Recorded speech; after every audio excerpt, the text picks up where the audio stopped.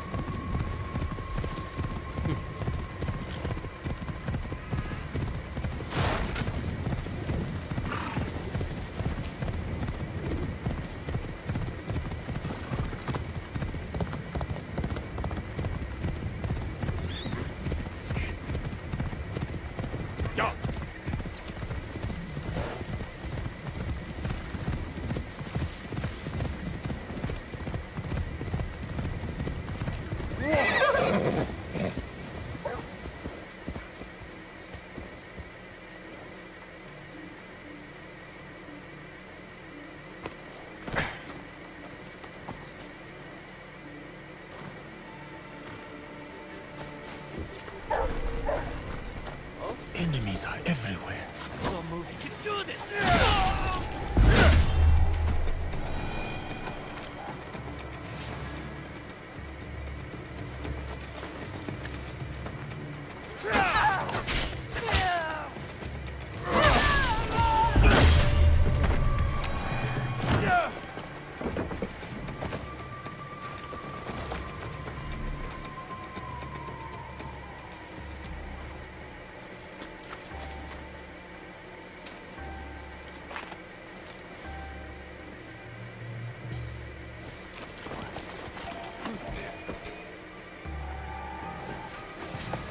I'm ready for you.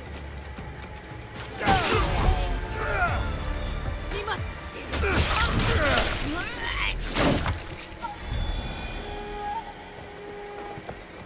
Okay, let's see here.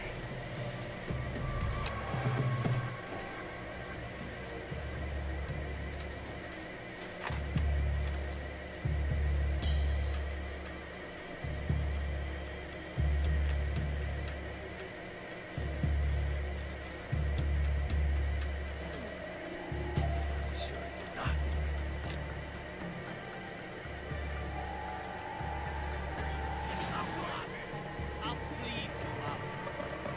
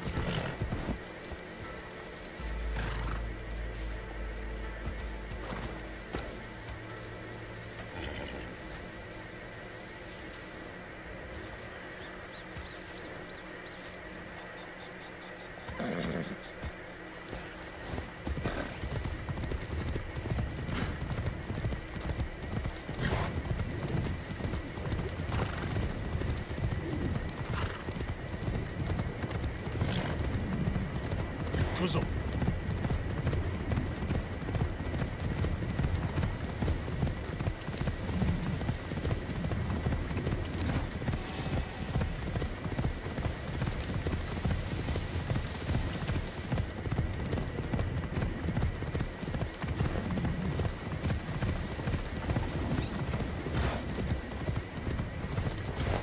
The light is perfect.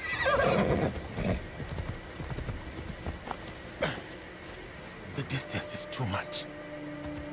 Easy now.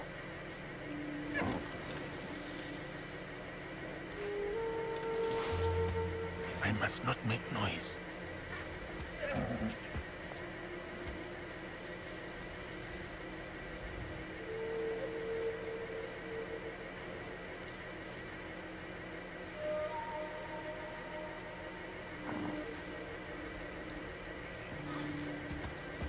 The distance is too much.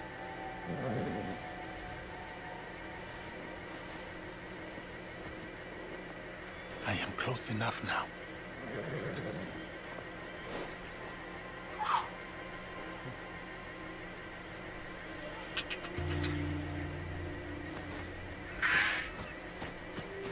Hey, Lloyd, I'm glad you're back, dude.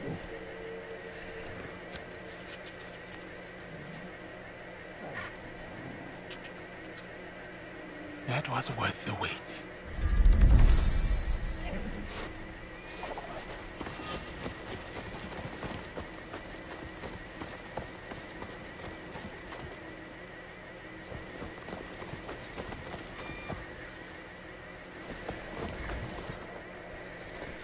Yeah.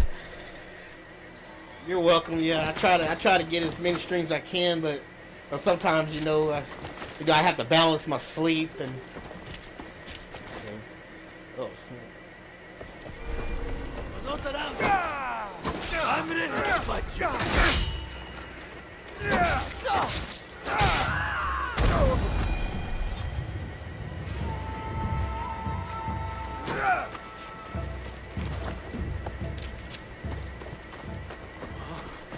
That's suspicious.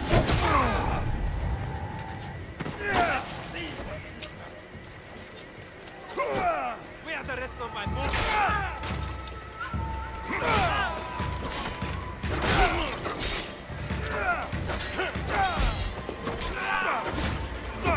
Next way. Move.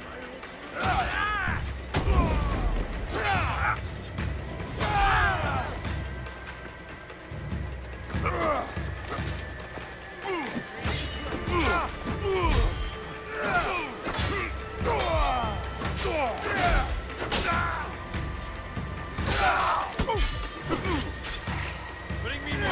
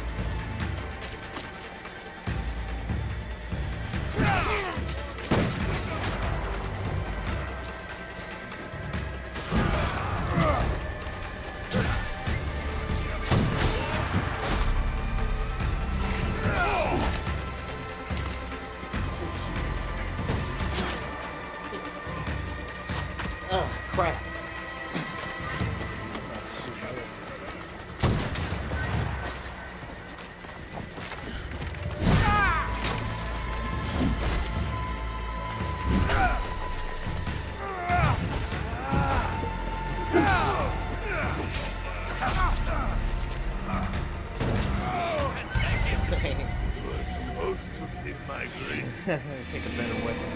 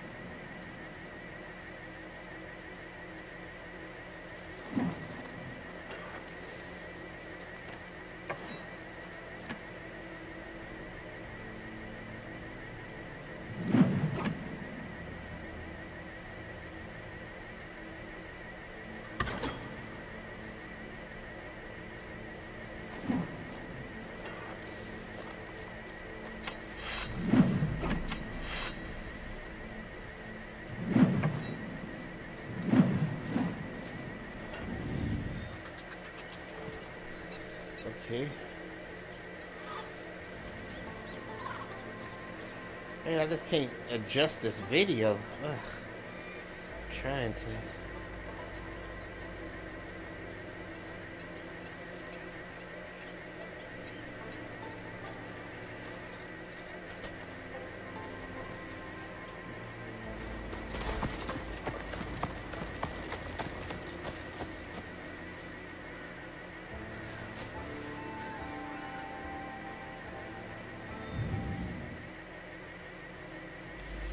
There's no way.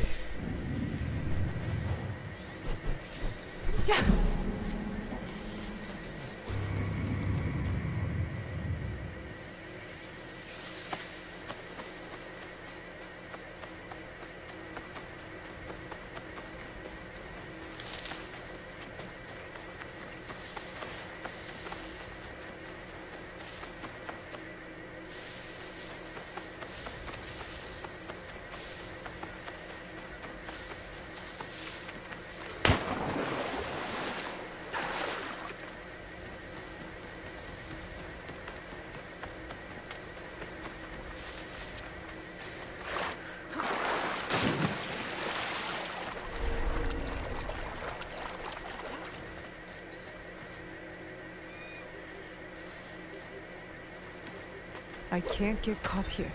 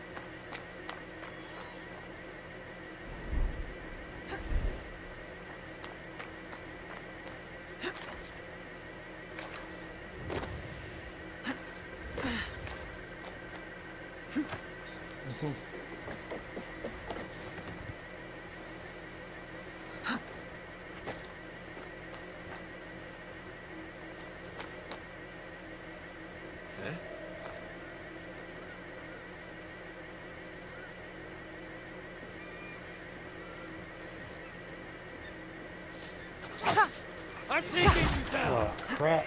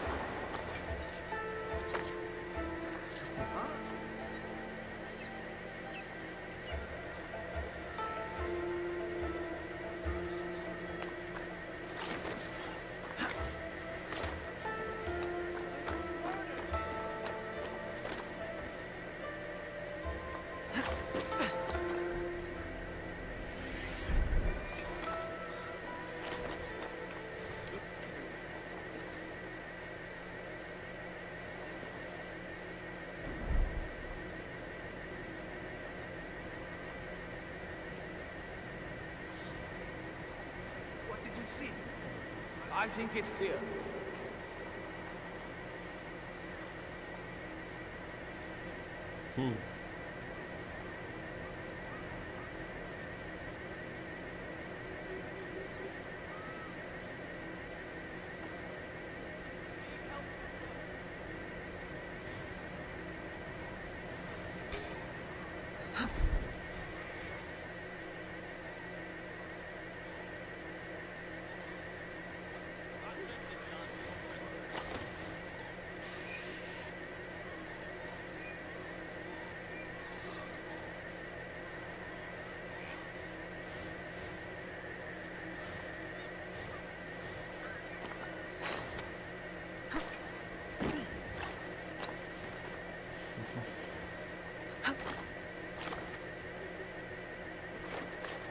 Okay, let's see.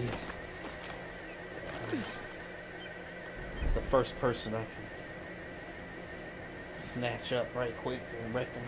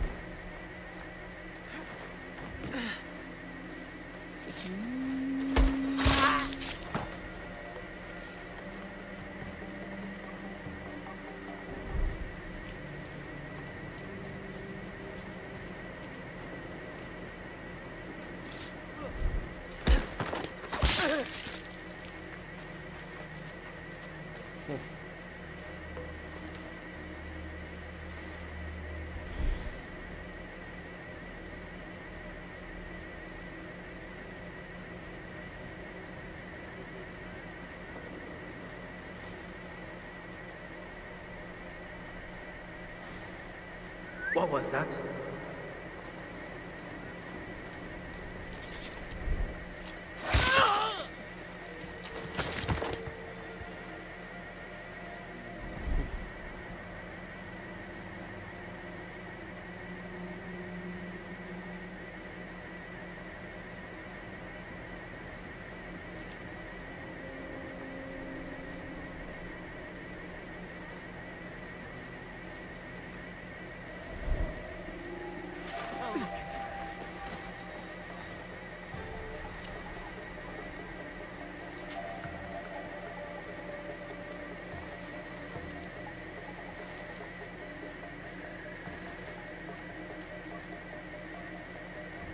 I'll find out what's going too slow, Shinobi.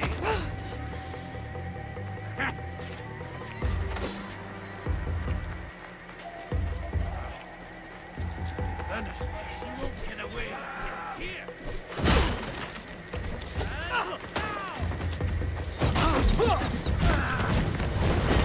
I need more soldiers.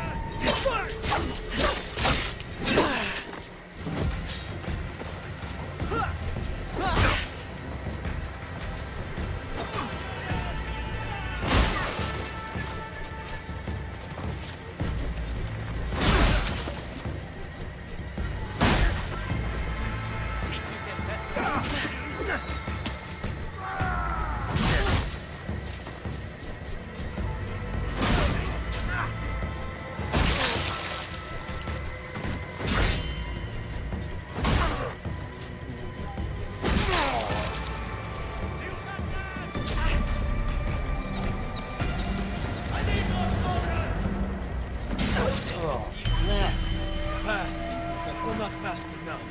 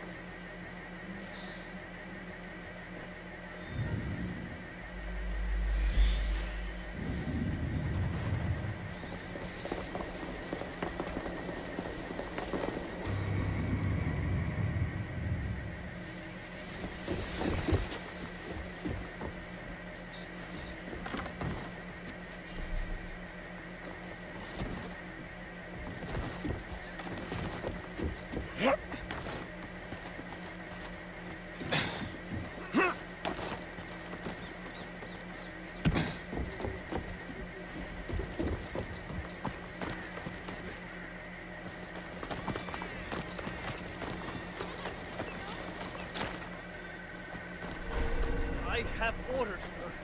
You must go on.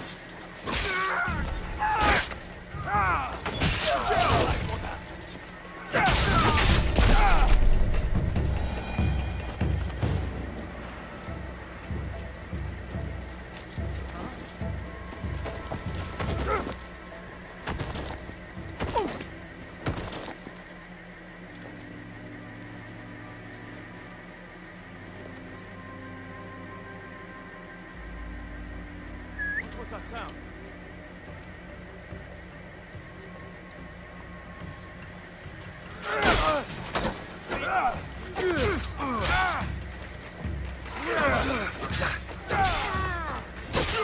Last kill!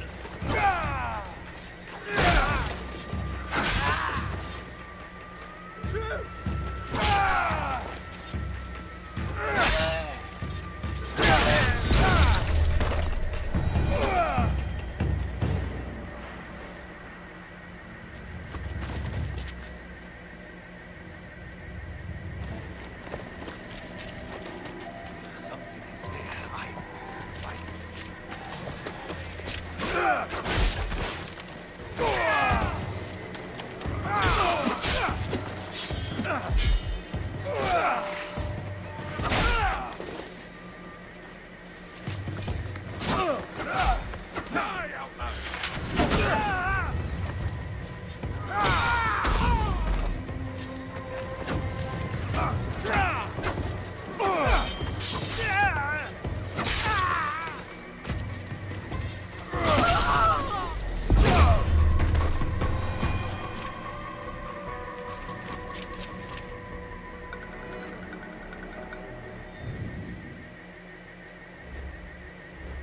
Objectives.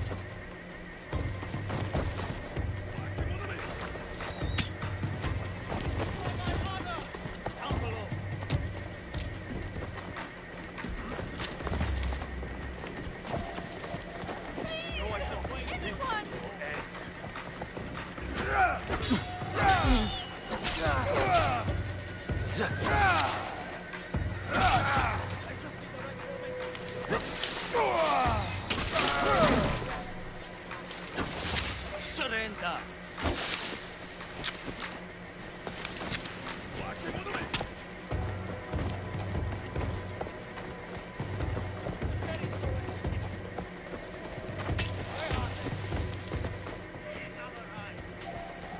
What could that be?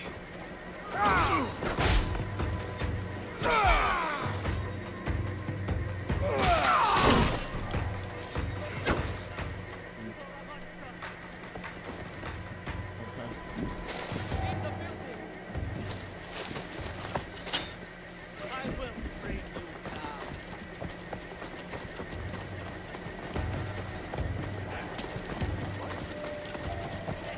We've got him. This ends here.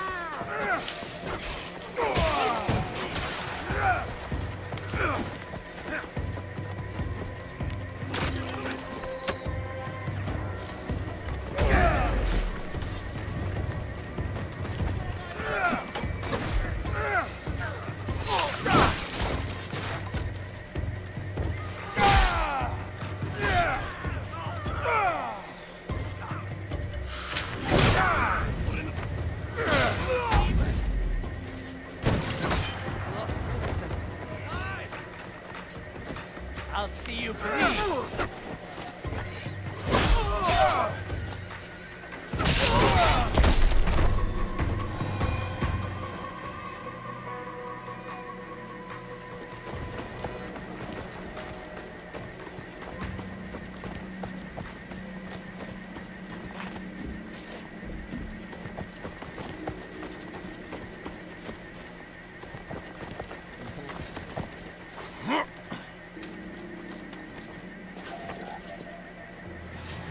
Lost my luck. Make me die.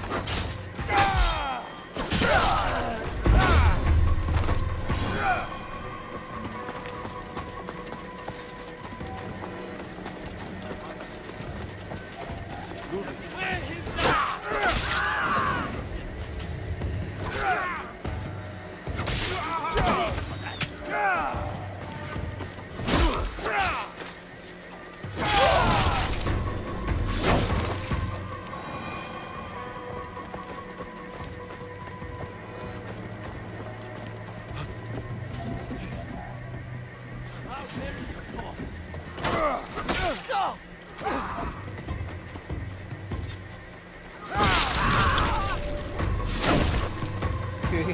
Yo, Finrar! Oh. It's hard for me to get the screen just right. I was trying to... I can't even get the sound to pop up. I mean the There was movement up there. Help! Here, now!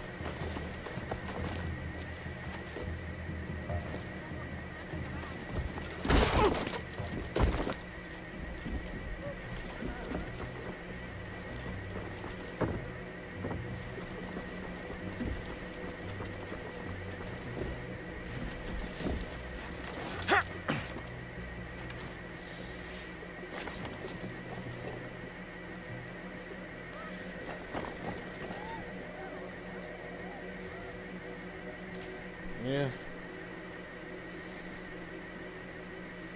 Yeah, I had to change the stream the screen because you know it wasn't at first. It wasn't even tracking my like it couldn't find the video to hook it on. It kept freezing or something.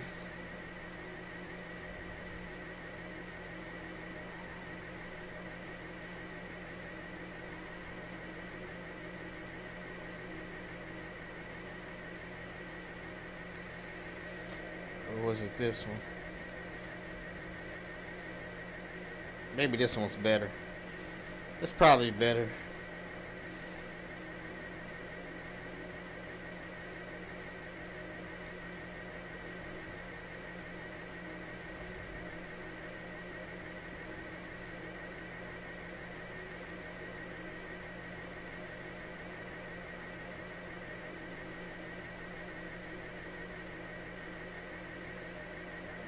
Okay, I think that's better.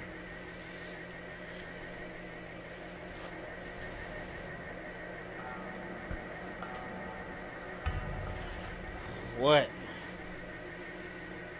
Hold up.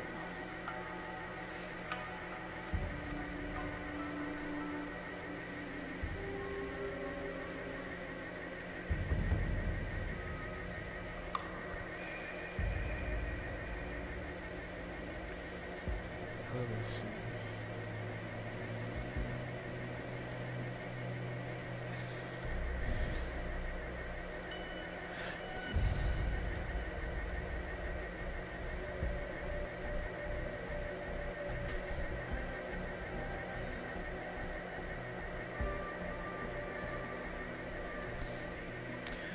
Oh no, I heard Dante force him before, but I don't think he ever said that about them. He said I think he said some of Japheth was black, but for the most part, most of them were white because of yeah, from what I heard from him. Cheddar Man? No.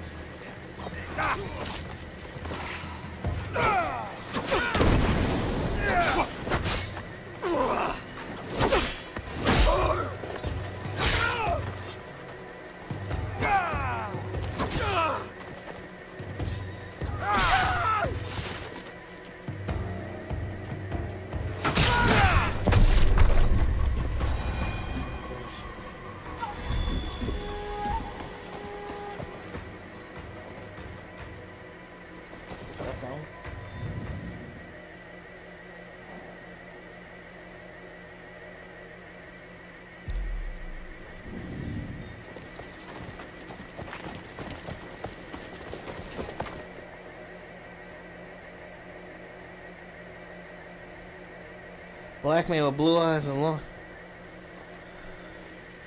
Oh, I don't know nothing about that. I'm gonna have to do some research on that.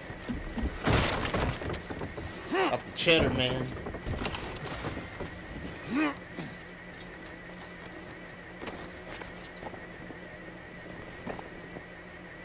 What's the other samurai badge?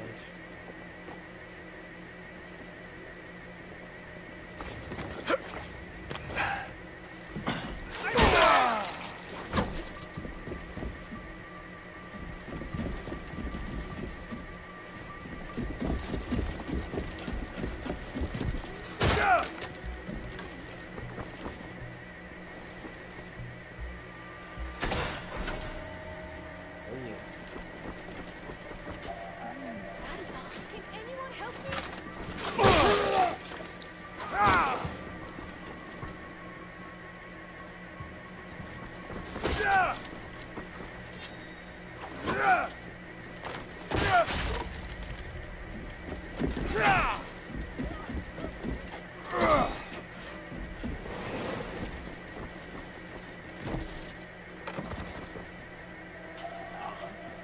I'll cut you down.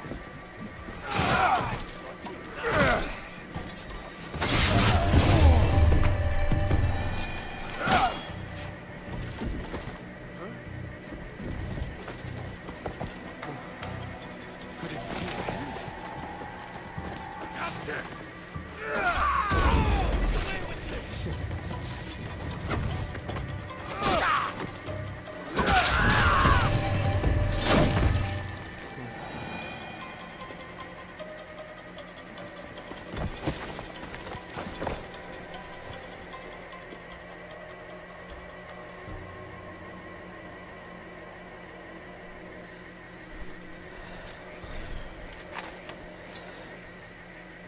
Well, in the book of War Scroll, it said Nimrod, the Africans, and Nimrod went to war with Japheth, and they defeated Japheth. So African Hamites did fight Japheth and beat them, according to, if I'm not mistaken, according to a War Scroll, the Dead Sea Scroll. Or was it the Book of Jasher? It might have been the Book of Jasher. I can't remember if it was War Scroll or Jasher. But it said that Nimrod, you know, he was an African. He actually, they said they actually defeated the Europeans. They even put generals and stuff in there to watch them and stuff in their areas or something.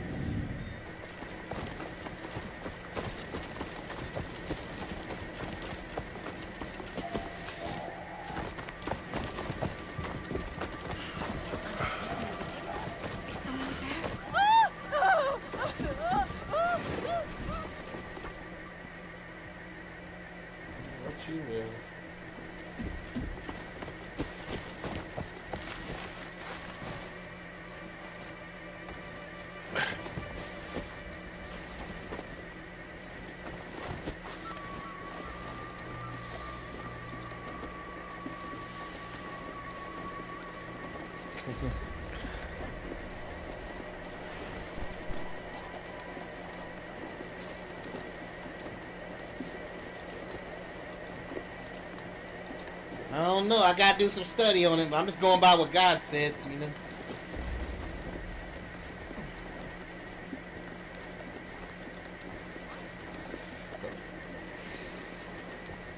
I remember Noah. Noah was actually the first white man, and when his father had him, he was shocked because he never seen somebody that looked like that before.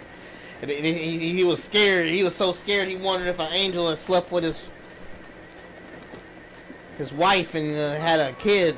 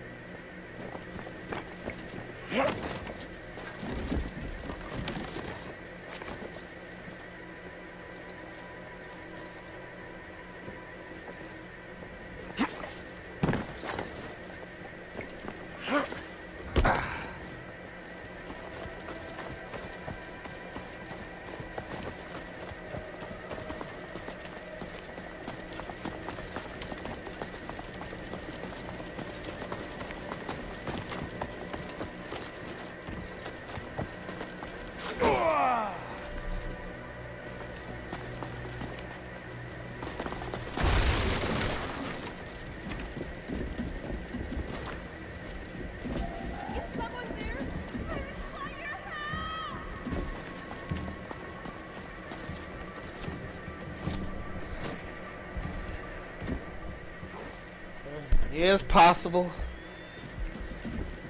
Yeah, I guess so. Maybe. I have a theory that they were mostly coming down and sleeping with white women. The fallen angels. They can't kill all of us!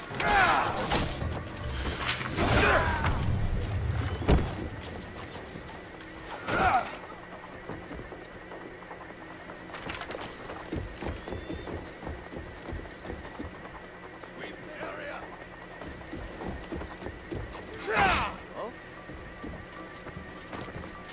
Hey, someone help me! Hands open!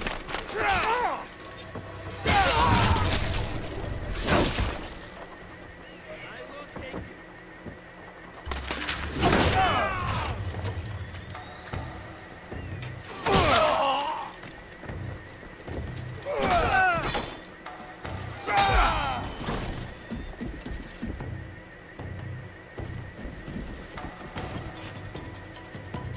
Bring it on.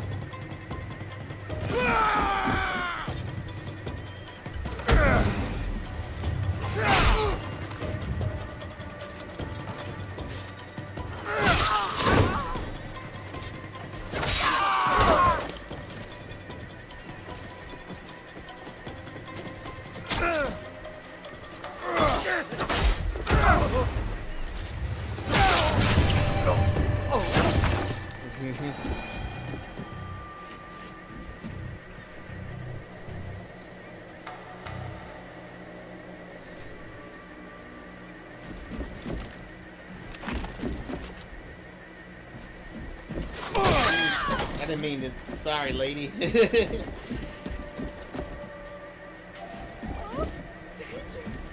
Oh.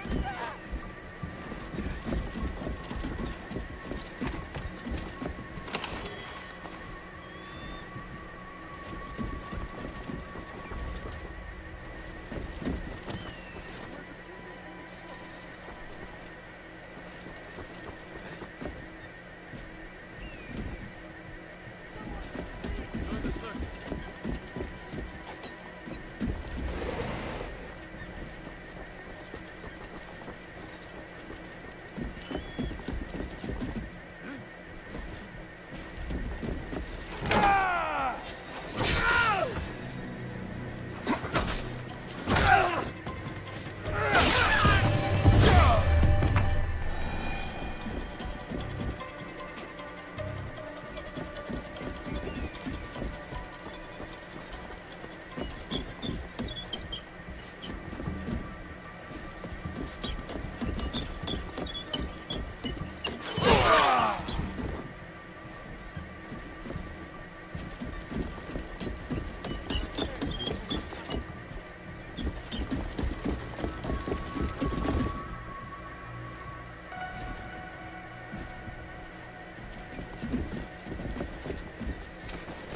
I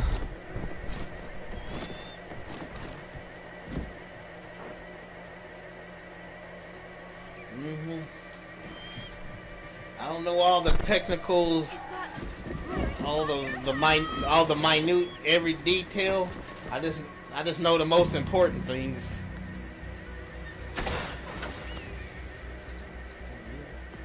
Armor of the Samurai. I think I saw something. Oh no! No!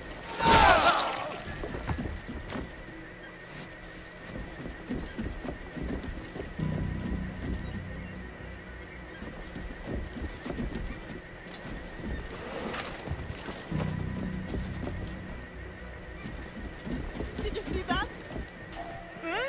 True test.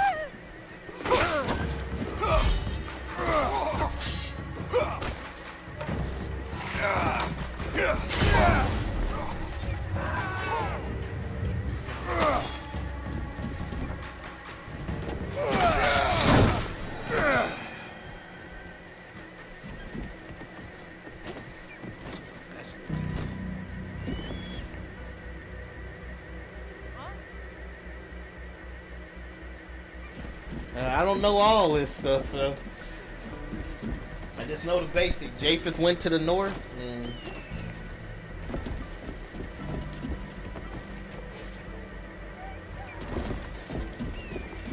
hey, have you seen my video, The Blessings and the Curses? Have you seen my video, The Blessings and the Curses yet, friend Rar? I mean,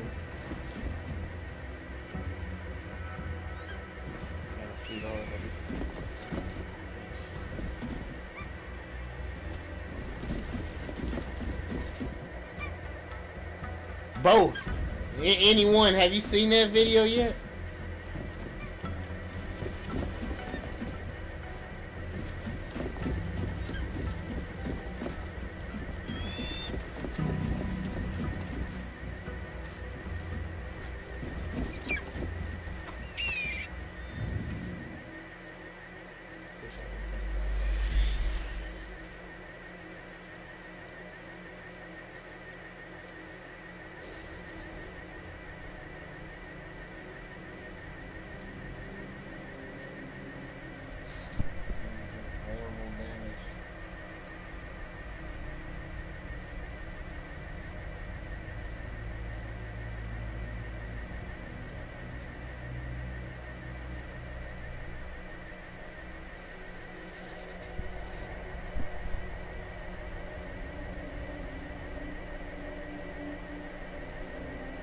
No, I haven't. I don't know anything about that. I don't know about the Aboriginals. I haven't studied that part.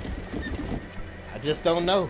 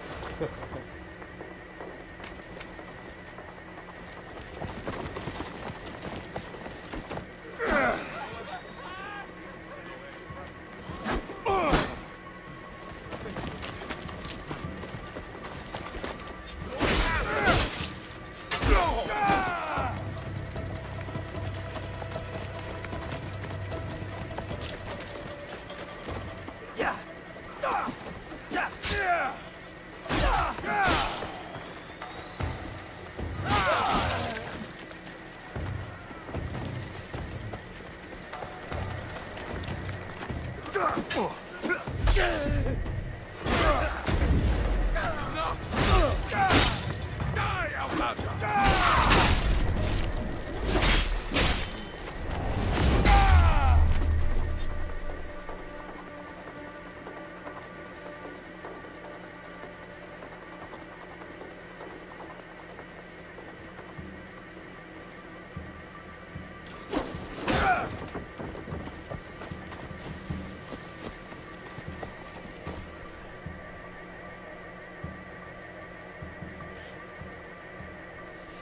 Oh, and the cubes.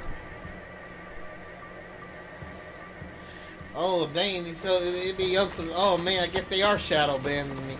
But I don't have it on this channel anymore, but it's on my, But you have seen it before, right? It's on my other channel. It's on my other channel right now. It's called the Blessings and the Curse.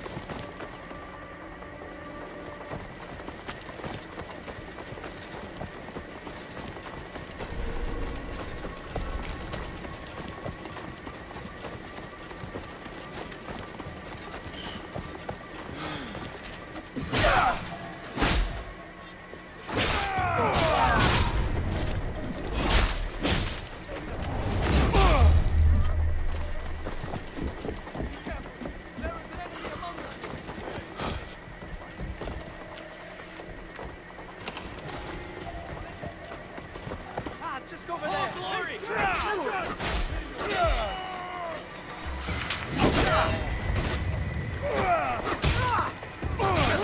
More warriors!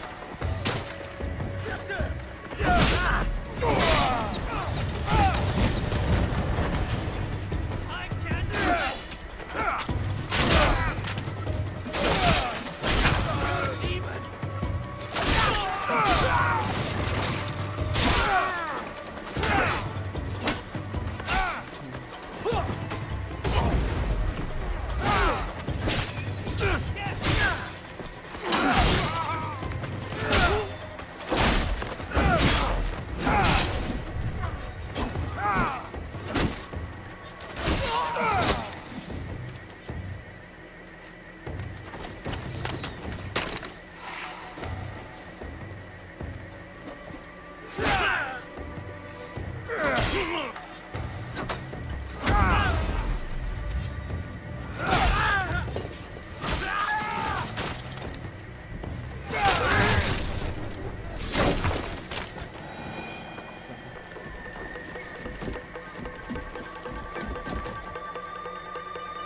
It really? Dang, that's weird.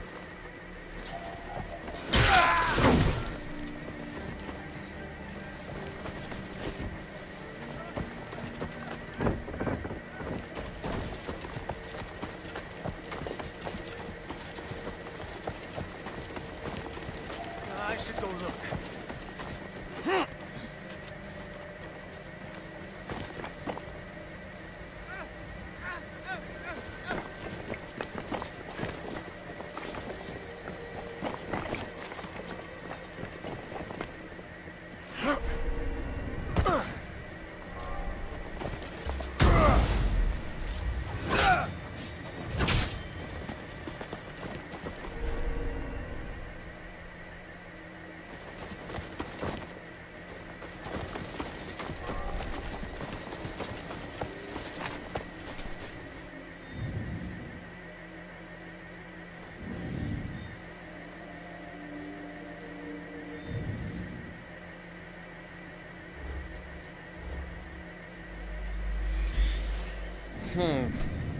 Maybe I can. Just give me a sec right quick.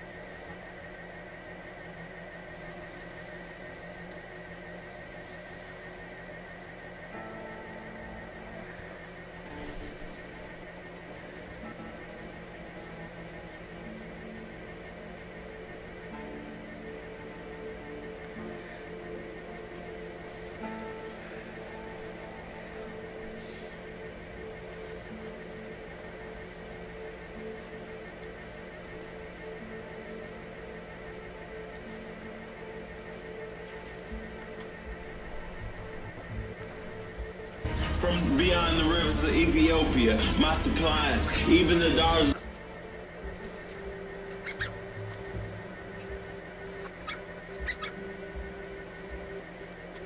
Bless shalt thou be. Must check on that.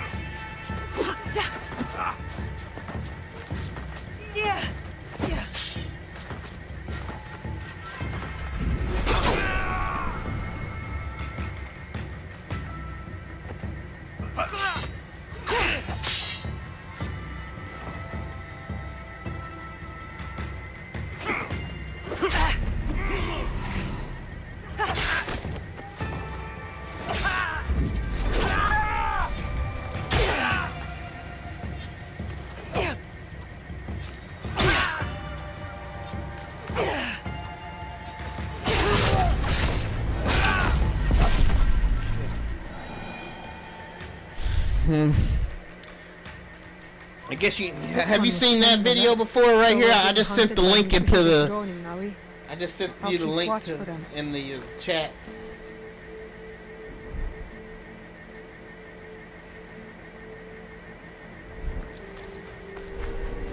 Best if I remain unseen.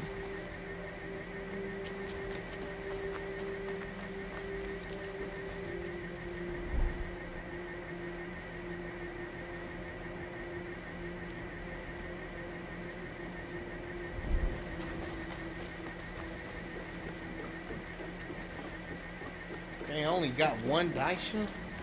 I thought I had got two.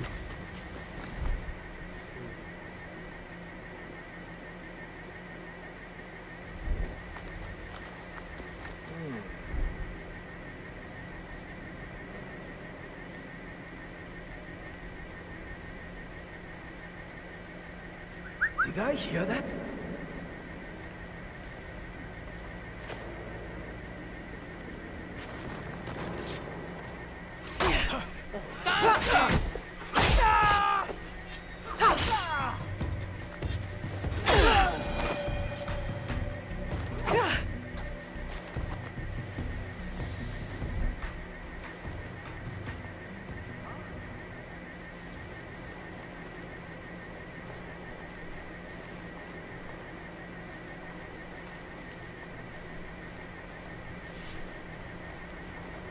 Could be true.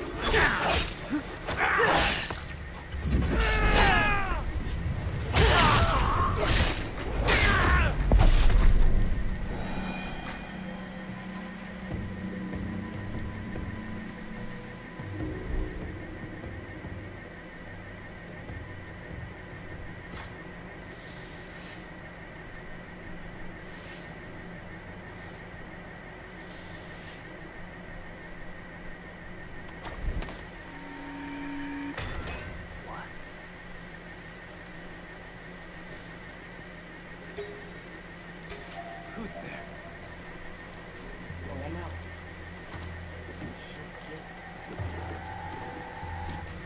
Let's see what you got.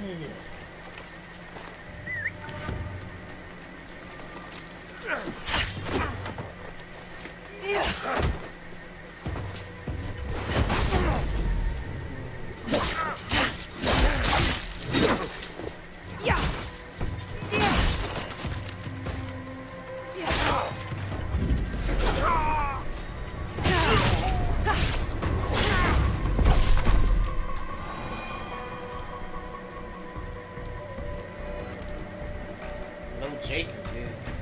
I did do a Japheth vid on the channel.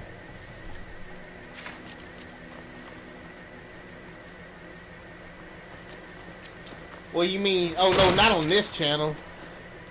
On my, you talking about my my other channel or this one?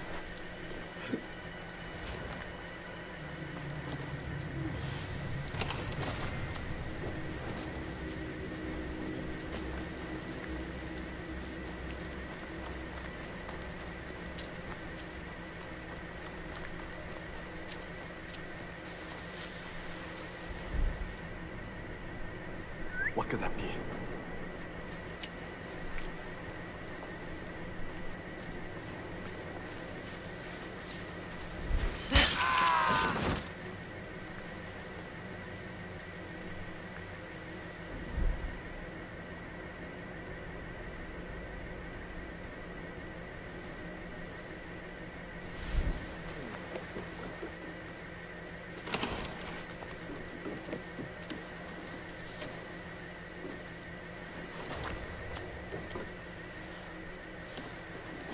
Well, I didn't.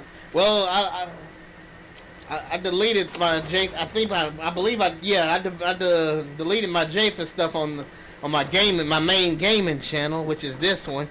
But the Japheth stuff should be up on my other channel.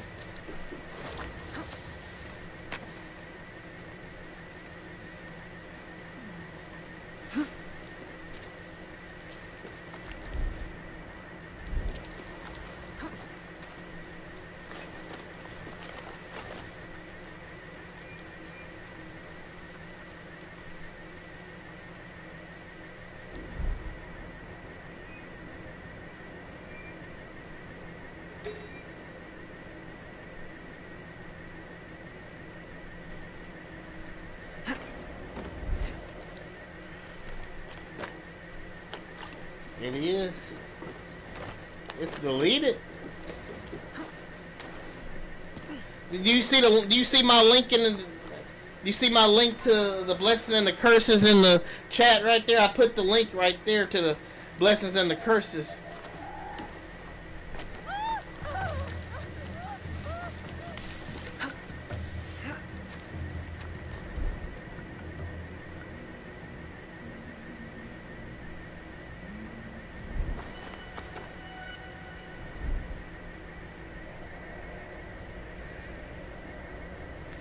I know, but I figured because you kept because I was wondering because you kept on you were mad. I mean, at one point when you was angry because you didn't understand why this stuff was happening to us, and I was trying to tell you that in the end that there's gonna be a happy ending about us. Whenever you feel that, whenever you get the feeling that way, just listen to the blessings and the curses, knowing that it's not always going to be this way, about us being subjugated to, white supremacists and stuff. Yeah. That was my point.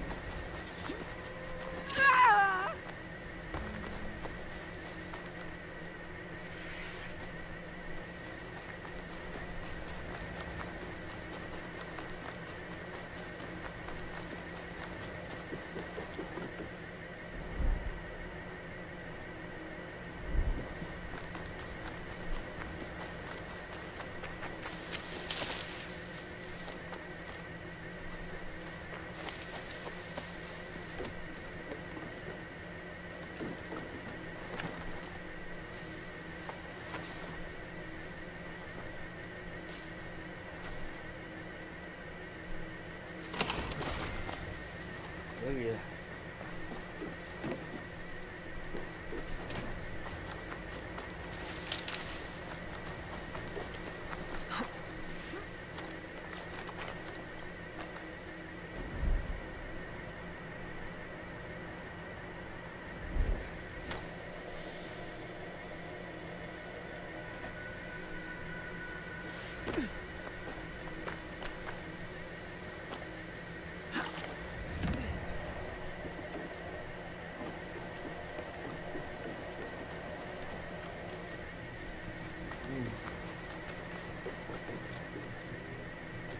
You don't. Well, you don't know that. Remember,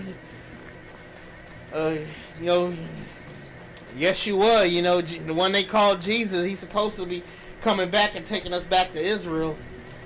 We might just see that though. This is before the 1,000-year reign.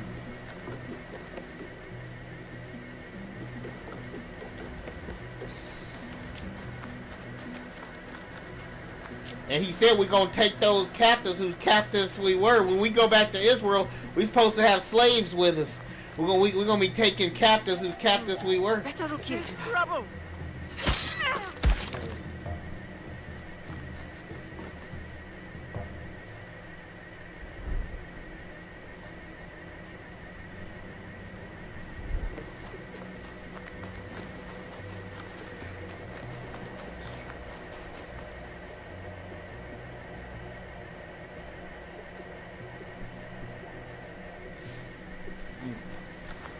Well, Yah talks about that. He said many people will say, "Oh, it's just gonna keep going on like this," but God let us know that it will come to an end one day. And you know, it's a good sign that He's coming back. Is what's going on in Gaza. Because when you look at the Gaza prophecy, when you look at the Gaza prophecy, the one they call Jesus is supposed to come back right after their judgment is finished. And look what's happening right now to Gaza. It look like Gaza finna be wiped out. Yah said that when like he gonna put judgment on Gaza. Then right after he talks about them, the people abandoning. He said Gaza shall be abandoned. After Gaza's abandoned and judged, that's when Jesus is coming back. And look what's happening to Gaza right now.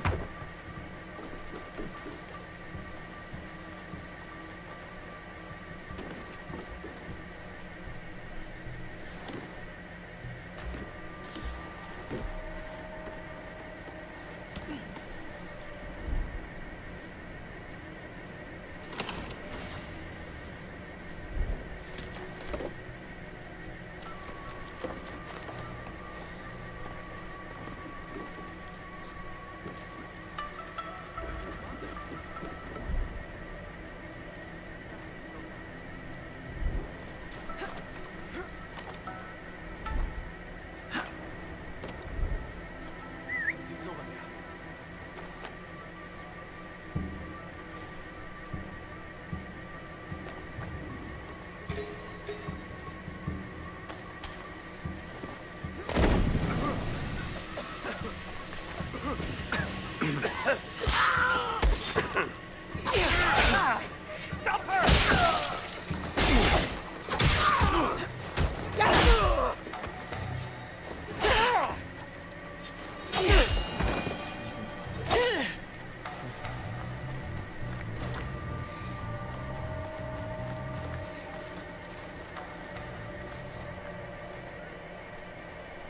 I don't know about that. Look at Gaza.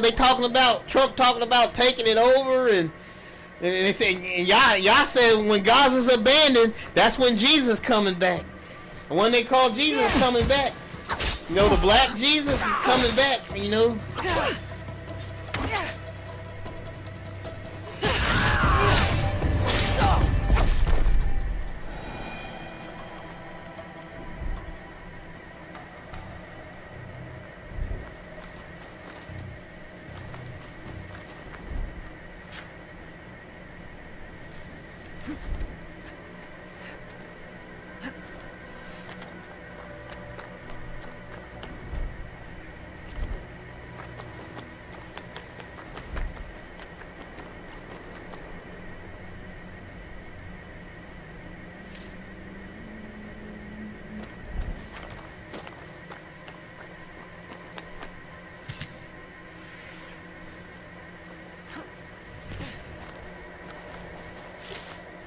I mean that seems awfully close considering what's happening to Gaza right now.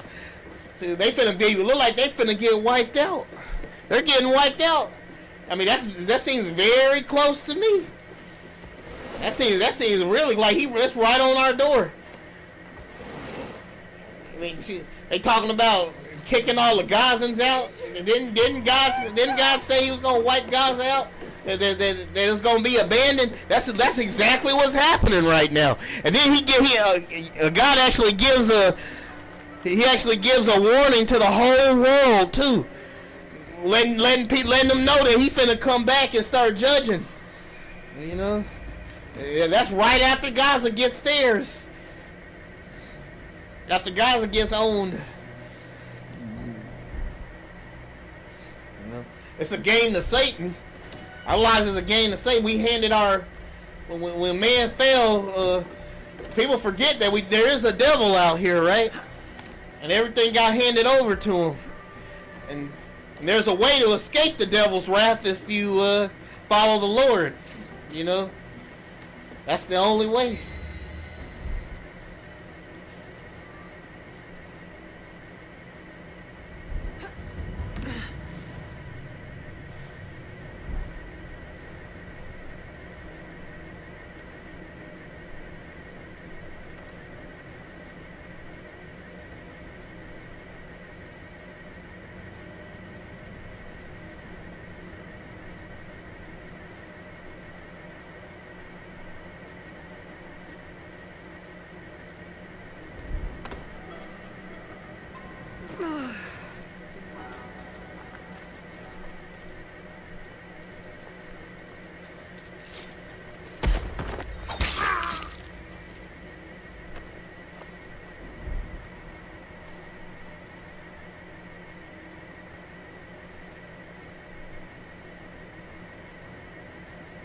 What made that noise? Hey.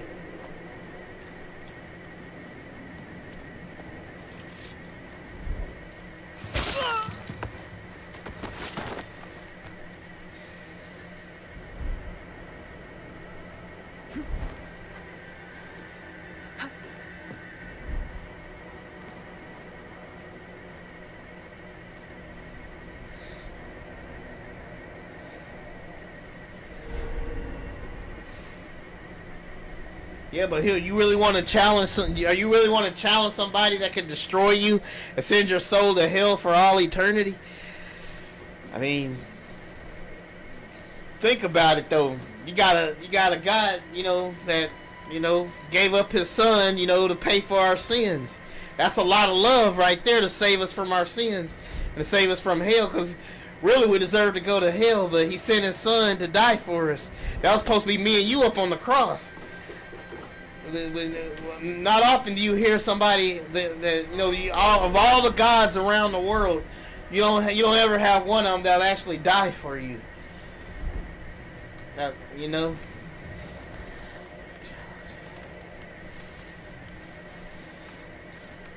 mean, He's the only one that can.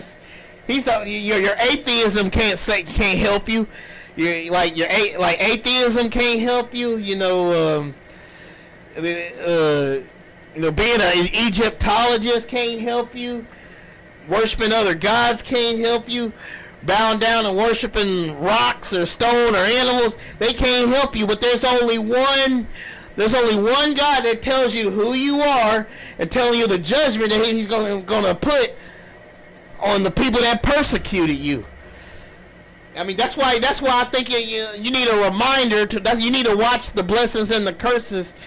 Whenever you start doubting and feeling like everything's gonna stay the same, just read the blessings and the curses that I put together. Watch that video and see how it's gonna go to it, how it's gonna end.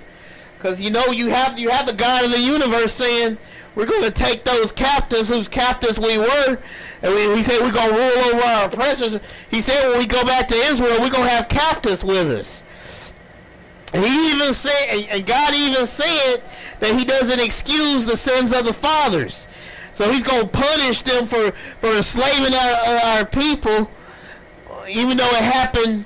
He's still going to put that on them, even though it happened like 200 years ago. Like, how are you still saying that when we're watching the prophecy of Gaza being under judgment right now?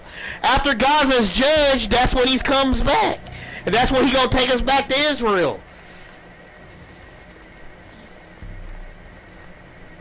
I mean, why throw your hands up now? Why throwing your hands up now when right now Gaza has been about to be abandoned, And once Gaza's abandoned, then Jesus is coming back. The one they call Jesus is coming back.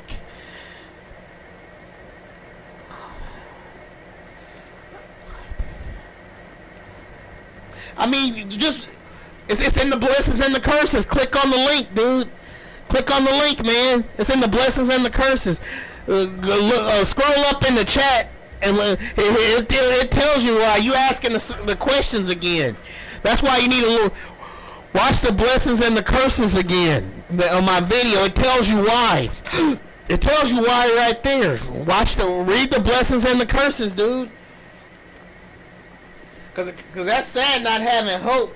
That you think we just gonna be stuck like this with dealing with white supremacy forever. When y'all said we gonna take them captives, and when we go into to rule, when we go into Israel, and they're gonna be our slaves for the whole 1,000 years as a punishment. They're gonna be our slaves for the whole 1,000 years. And that happens right after Gaza's abandoned. Didn't they say Gaza? They're gonna clear out Gaza. Didn't they say that? Listen to the blessings and the curses, dude.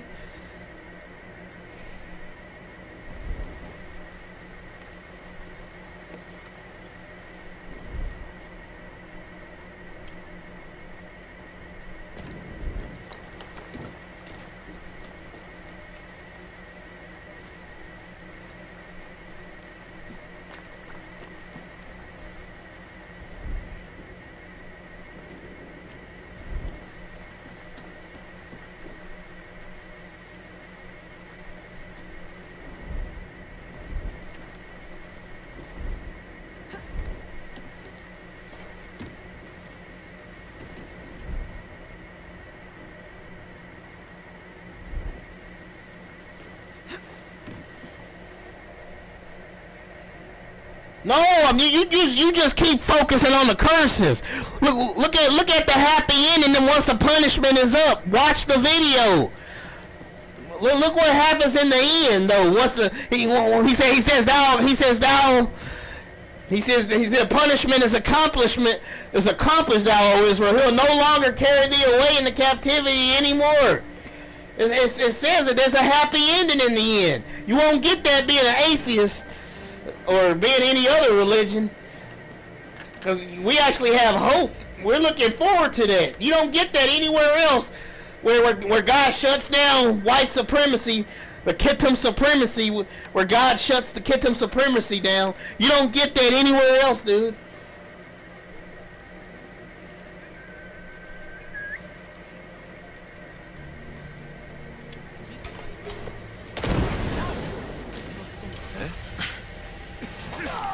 Get over there. I can make it.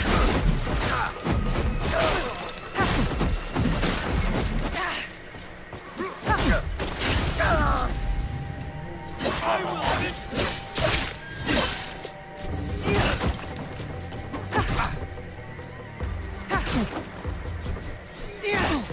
He said, watch the blessings and the curses, dude.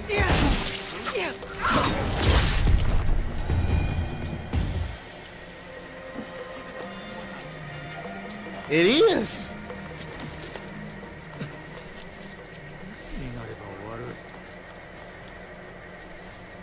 But the curses, yet God said He's gonna slowly release the curses. And then He said we're gonna put everybody that persecute us, He's gonna judge them. He even tells you why He's gonna destroy the nations. Because He said because they scattered my people and divided up my land. That's why He's gonna judge all the nations. He said it. And when he talked about the judgment of Gaza, He said Gaza shall be abandoned. And He said He will not turn away the punishment of Gaza. He said once that happens, Jesus is coming back, and He said He gonna bring back all the scattered tribes that were scattered across the world. He gonna bring them back into Israel, and He gonna punish the nations because they went too far with the punishment. You would agree that they went too far with the punishment, you know, like what happened to Sonia Macy and Roger Fortson. Watch the blessings. Obviously, you don't remember the blessings and the curses. Watch the blessings and the curses all the way through, brother. Watch them all the way through.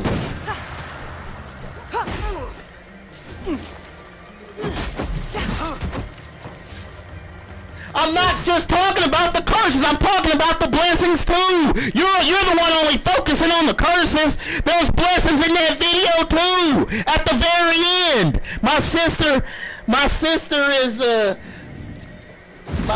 my sister.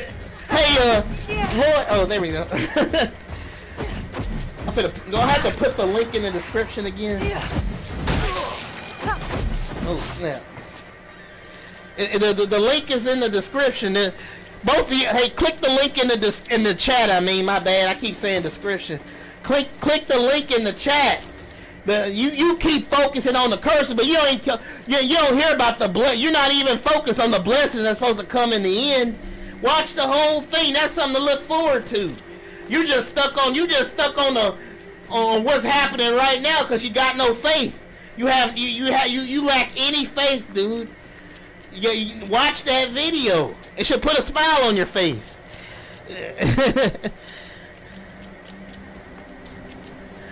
You should care about the blessings because it just tells you that it's going to end. Oh, let me see. Where am I supposed to go?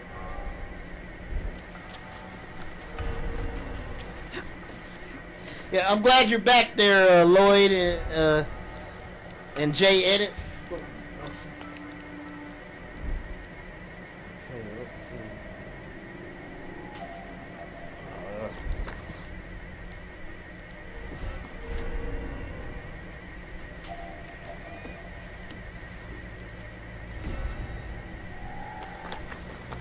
Regrets challenging me.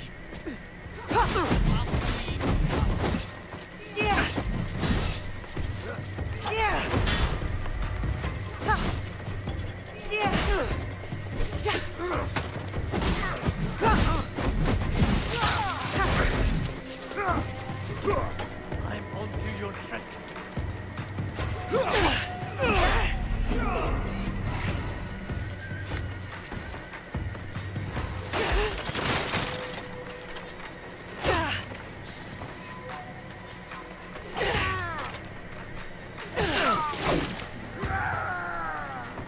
Focus on this game right now before I die. I do not want to start over. I'll slit your throat.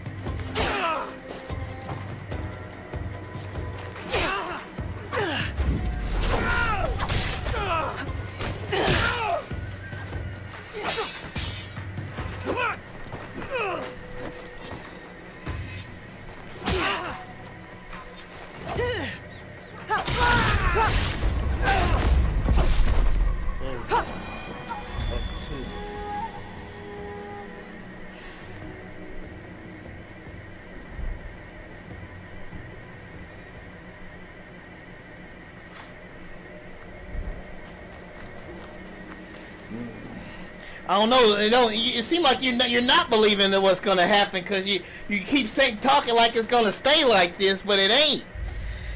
Like you have God saying that it ain't going to be like this all the time. He said our punishment is accomplished. He said all nations of the world Once Gaza is judged, here I'm coming back.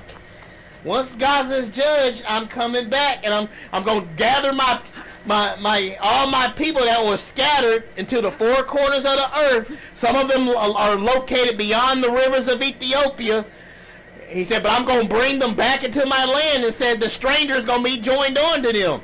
They gonna take those captives whose captives they were. They shall rule over their oppressors. He said this is going to happen right after Gaza is abandoned. Look what's happening to Gaza. You know who is telling them that they finna own Gaza, and they tell them they finna kick them all out. That's happening right now. He's right around the corner, dude. Don't lose faith now.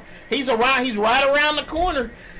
That is a prophecy. God's judgment is in the Bible, dude. Gaza is being judged right now. Gaza is being judged right now.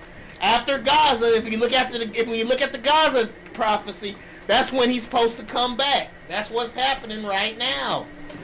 Don't give up now when we're about to see a miracle.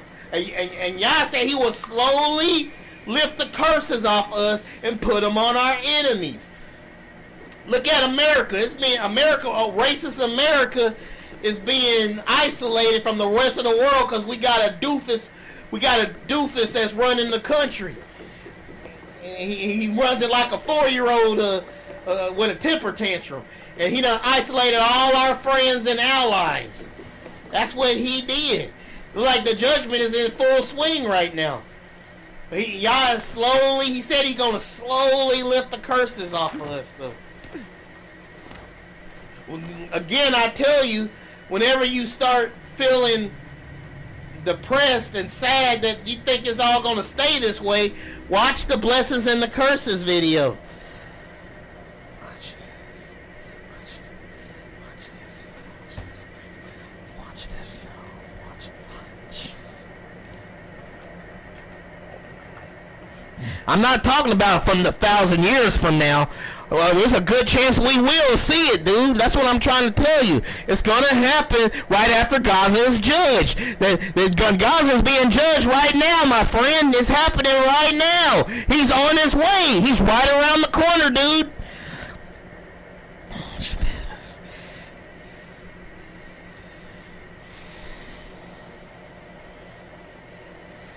I know, I got you, but whenever you're feeling sad, watch this. Click this. Whenever anybody's feeling sad about, racism or anything going on in the country, click this link right here that I just sent. Click that link, brother, right there. When you're feeling sad, remember, it ain't going to always be like this. I had a subscriber who said, that his sister was getting bullied so bad because of her race, because she's black, that she thought about, taking her own life, she thought about unaliving herself, right? But I said, I told him to watch my Israelite video, and it should, and I hope it cheers her up. He said he sent his sister the video, and he said that the video helped a lot. It cheered her up. You see, there's only one place you can go that can give you peace like that.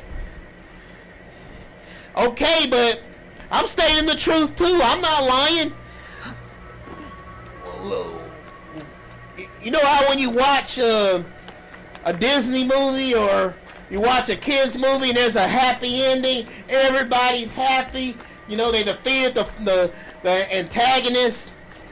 They defeated the antagonist and he's defeated. Well, that's what happens. They get defeated. They're defeated because they right after Gaza is judged, we're putting racist people into slavery that persecuted us. That's what Yah said. That's what God said. It's gonna happen. I am addressing what you say, but it's in. Click the link. Watch the video. Watch it till the very end for the reprise. The reprise is in the end. It's read by my sister. My sister read it, right? You're gonna have to set your atheism down for just a little bit and have a little bit of hope right now, because it's right there at the very end. You can't give up, dude. Remember when you told me not to give up? I'm telling you not to give up. We actually got hope now. Really, we got real hope.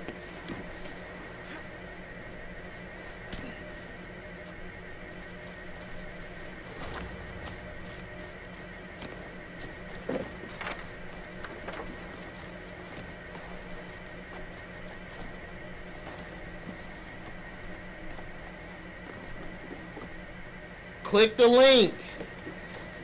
No, I don't agree with none of your negative stuff you said, because it is not gonna end like this. It's not. You watch the blessings and the curses video that I got. Well, see how it's end. Look. Watch it till the end and see how it's gonna end, dude. And this ain't even talking about after the 1,000-year reign. This is talking about after Gaza gets judged, after it gets abandoned, and they're talking about abandoning Gaza right now, which means he can come back at any moment now, because Gaza's under judgment. And then when we go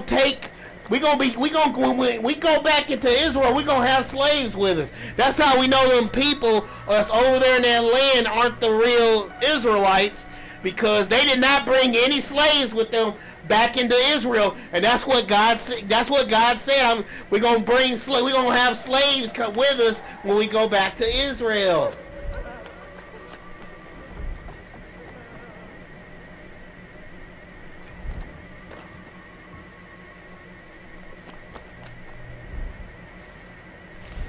Well, click the link. Click the link, dude. Click the link. Stop complaining about everything gonna be the same when it's not. Gaza's being judged right now. After the judgment, that's when y'all gonna bring us back to Israel. We gonna have slaves with us. They're the ones that persecuted us. Everybody that persecuted us and called us the N-word, they're going into captivity when we go back to Israel. That's after Gaza gets judged. Click on the link. Click on the link, and it should calm you down. It gives you everything you want. It gives you everything you want up in that video if you watch it, brother. You don't have to complain about it anymore.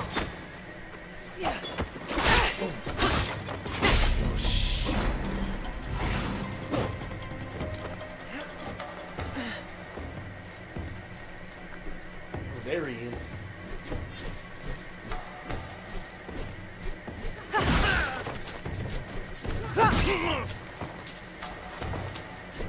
Yeah.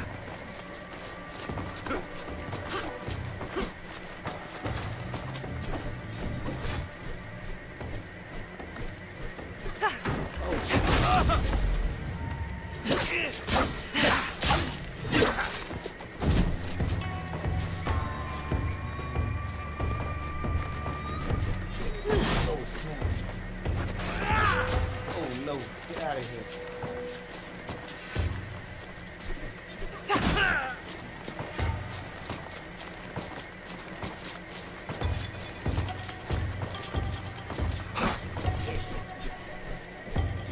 Click on the link, bro.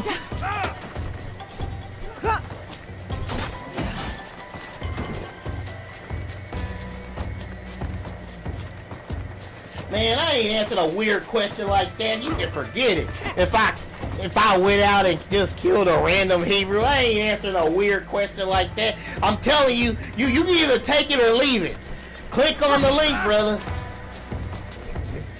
You want to be a part of the nation of Israel, or you just want to join the rest of everybody and perish because your lack of faith and you not believe in God. You know, okay, that'll be you. But he said the once the punishment is up, he's gonna pay us back. He said he's gonna give us double what we lost. He's gonna now come on now, who would want to pass that up? Because you sitting there, ain't gonna get you anywhere. You not believing what the blessings that we're gonna get once our punishment is up. That ain't gonna get you nowhere, buddy. I'm telling you, watch the video.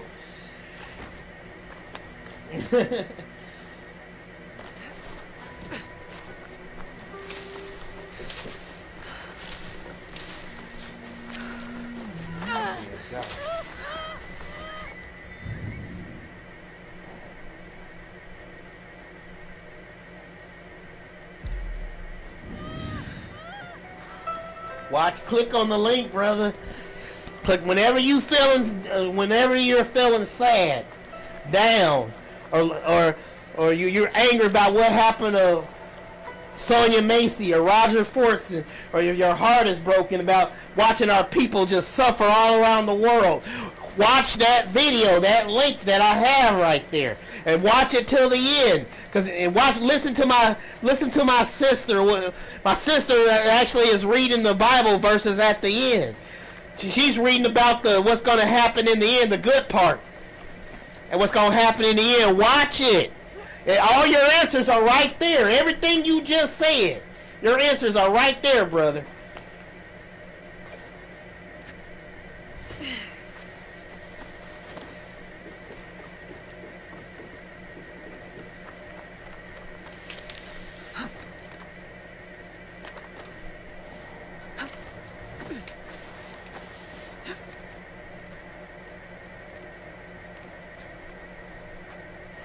You're not supposed to do that, though.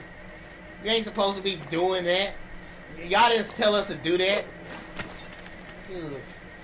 We're supposed to pray and forgive our brothers in the New Testament.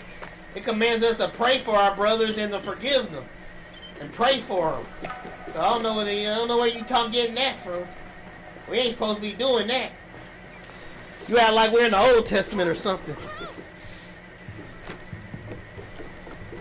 He said, how many times must we forgive our brother? 20 times 20, he said. We ain't supposed to be doing no killing. Okay, I'm gonna go up here.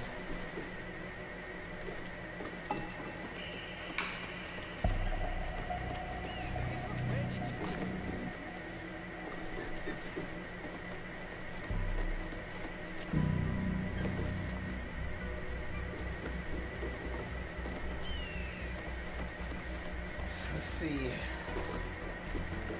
I'll go up here. That ain't calling. That's calling you trying to look for anything you can, any excuse to run away from God, brother. That ain't no contradiction. You just trying to run away from. For some reason, you rather run into the arms of being oppressed. You rather be up in hopelessness and dread and believing that it's always gonna be this way. That's where you rather run into. You don't care about being God's chosen people and that He's gonna save us and He's gonna redeem us and pay us back. No, all you care about is being persecuted and staying this way because you don't have any faith. You say there's contradictions. I guess this what are you even here for then? If you feel that way, you don't have any faith. You say there's a contradiction. You don't believe God, so if you don't believe God, I guess you just believe the white supremacists that you're nothing. That you're nothing but an N-word. That things ain't going to change. That they're always going to stay the same. Again, I'm telling you, everything is in that video. Listen to my sister with the way she reads those Bible verses. It's over, dude. It ain't going to... He told us what's going to happen in the end. After Gaza gets judged, that's when He's going to come back and save us. What's happening in Gaza right now? It's being abandoned. Y'all said once Gaza's abandoned, here He comes. I mean, why are you even here for? You say everything. There's a contradiction and everything. Just go, man. No, you're not showing it. You say you're telling me you believe, but you won't even watch my video. You tell me you believe, but you won't even watch my video, dude. I think there we go.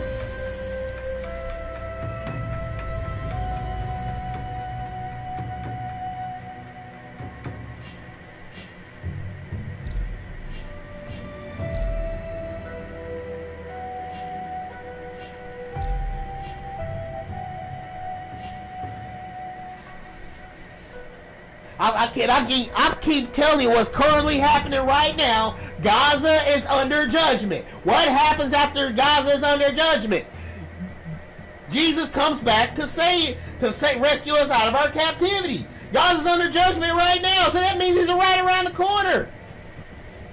And once we go back to Israel, we're gonna have slaves with us too. They won't be persecuting us anymore. Gaza is under judgment now. He said once Gaza is abandoned, he's coming back. Well, I mean, you're throwing your hands up right when we're at the finish line. Why throw your hands up when we're at the finish line, dude? Why are you throwing your hands up? Don't give up now. Why would you give up now when we about to get everything that's coming to us that we deserve? Come on now.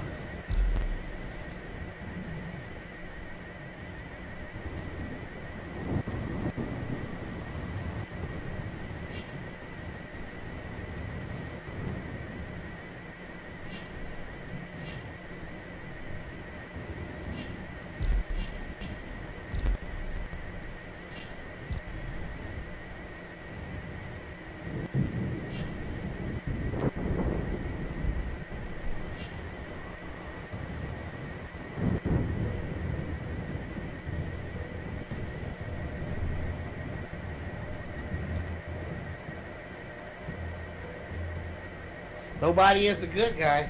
Well, so I guess nobody's a good guy, huh? So I guess that cop that popped Sonya Macy in her face is a good guy then, or that guy that ambushed Roger Fortson, that Air Force pilot is a good guy then, huh? Is what you're telling me, huh?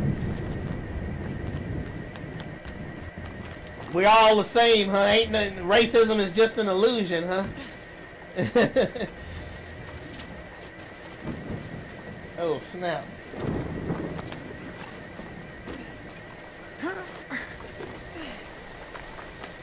Nobody's the good guy. So I guess we just accept the white supremacists ambushing us and unaliving us in our own house like what happened to Sonya Macy, huh? Nobody, so we just gotta accept it. Lay down and accept it. We're all the same, okay? We're all the same. We just lay down and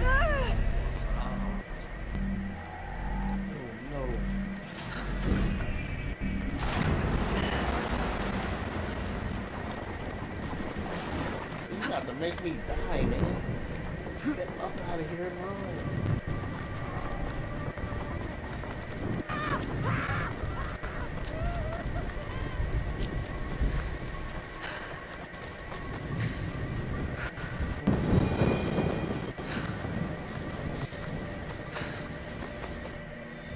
Okay.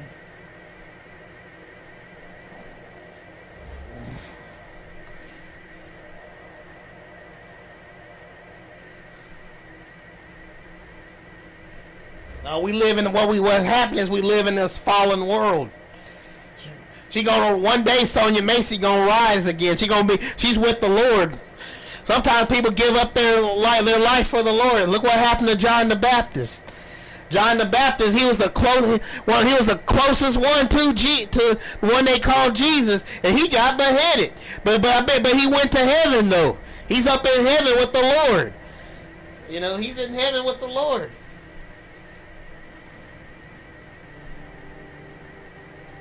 We shouldn't fear what they should do to the body, you know. We shouldn't fear them what they do to the body because we're going to be with the Lord. You know, we shouldn't fear what they do to the body because we're going to be with the Lord, dude.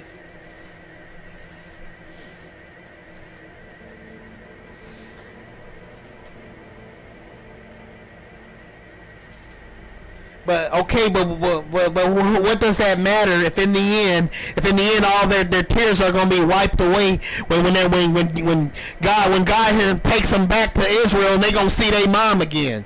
What does it matter if we know what the end is going to be? If we know what the end is going to be, what does that matter? Because he said he's going to bring us back to Israel one day. He's going to resurrect us in our new bodies, and we're going to be living in Israel again with slaves. Well, what does that matter if in the end it's not going to always be this way? Because in the end, I keep telling you, watch the video. Oh, am I going? Oh my goodness. Let's see here. That ain't what I want.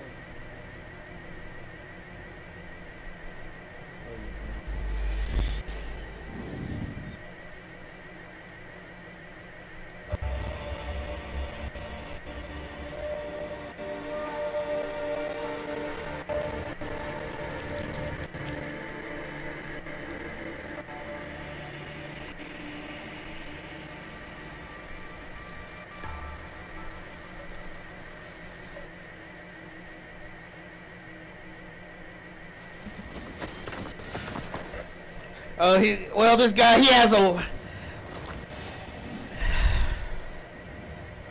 Well, Fred Ward here, he's got a lack of faith. He said we're always gonna be this way.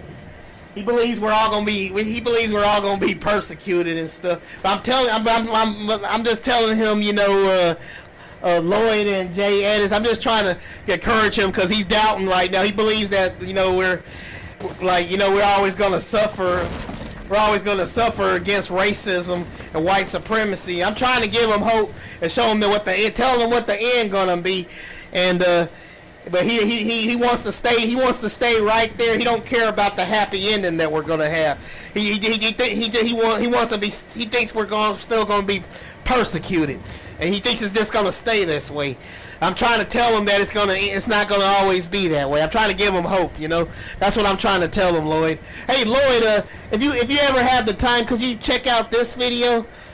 I mean, this is like whenever you feeling sad, I want to see what your opinion on this video is. Like, what your opinion is. Here's the video. Here's the video. So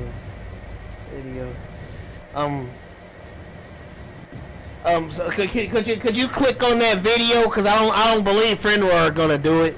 You could just watch that video right there. You know, if you ever need some encouragement there. Matter of fact, I think I got an idea right now. Hold up.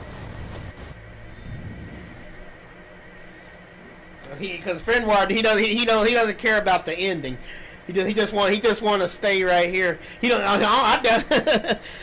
Okay, thank you, brother. Check that video out and tell me what you think.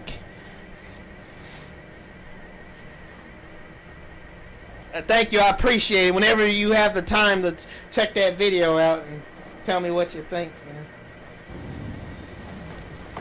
Oh snap! Here we go. Let me go ahead and hook this weapon on.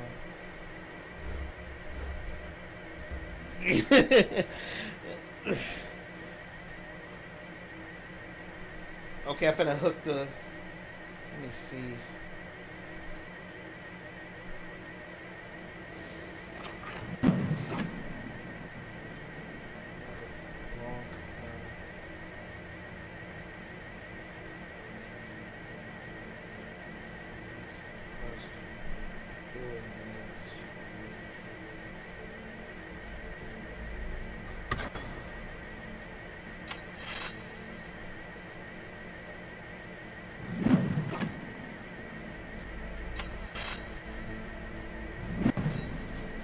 Let's see. Sword.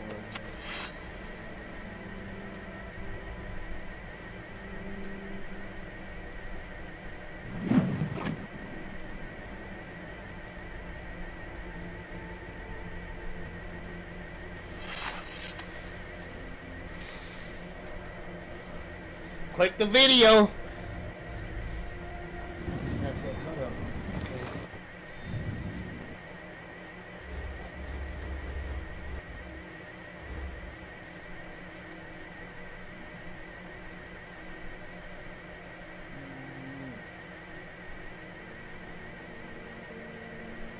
Okay, okay, I'm gonna give you.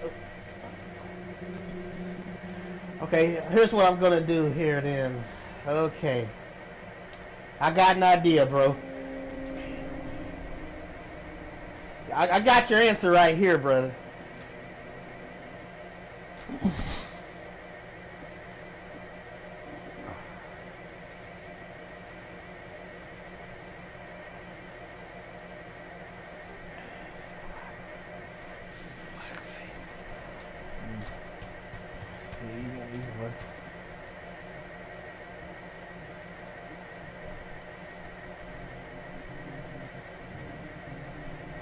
My bad.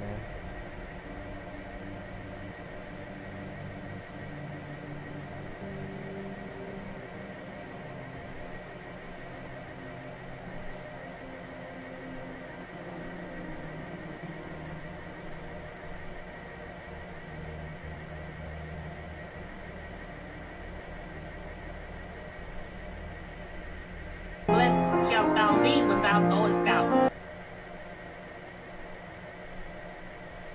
From beyond the rivers of Ethiopia, my supplies, even the daughters of my dispersed, shall bring mine offering. Zephaniah 3:10.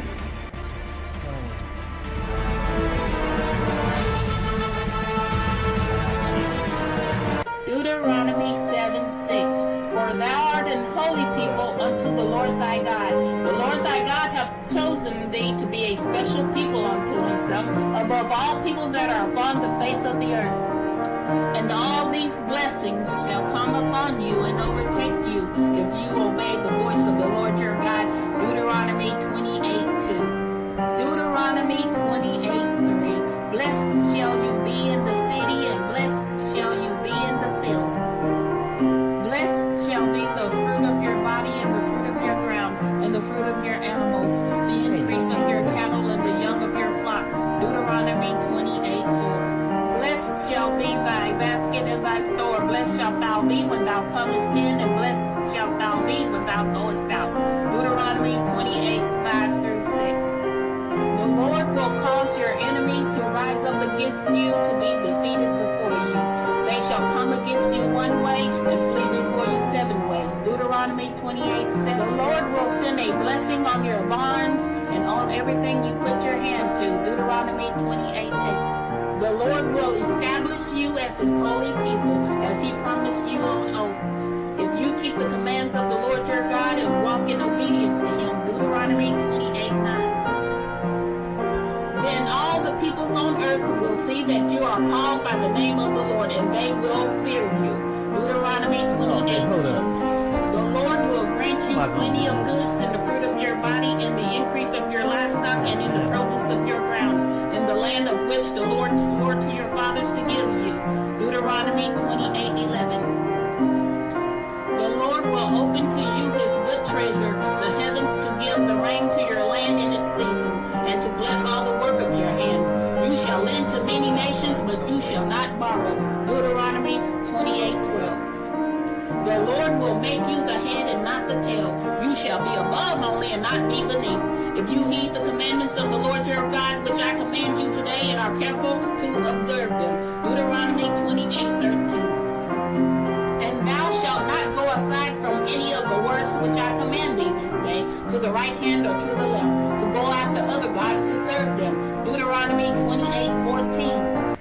But it shall come to pass, if thou wilt not hearken unto the voice of the Lord thy God, to observe to do all his commandments and his statutes, which I command thee this day, that all these curses shall come upon thee and overtake thee. Deuteronomy 28:15. And when the sun was going down, a deep sleep fell upon Abram, and lo, an horror of great darkness fell upon him. Genesis 15:12. And God said to Abraham, know this for certain, your seed will be of foreigners in a land that does not belong to them. They will be enslaved and oppressed 400 years. Genesis 15:13. Revelation 8.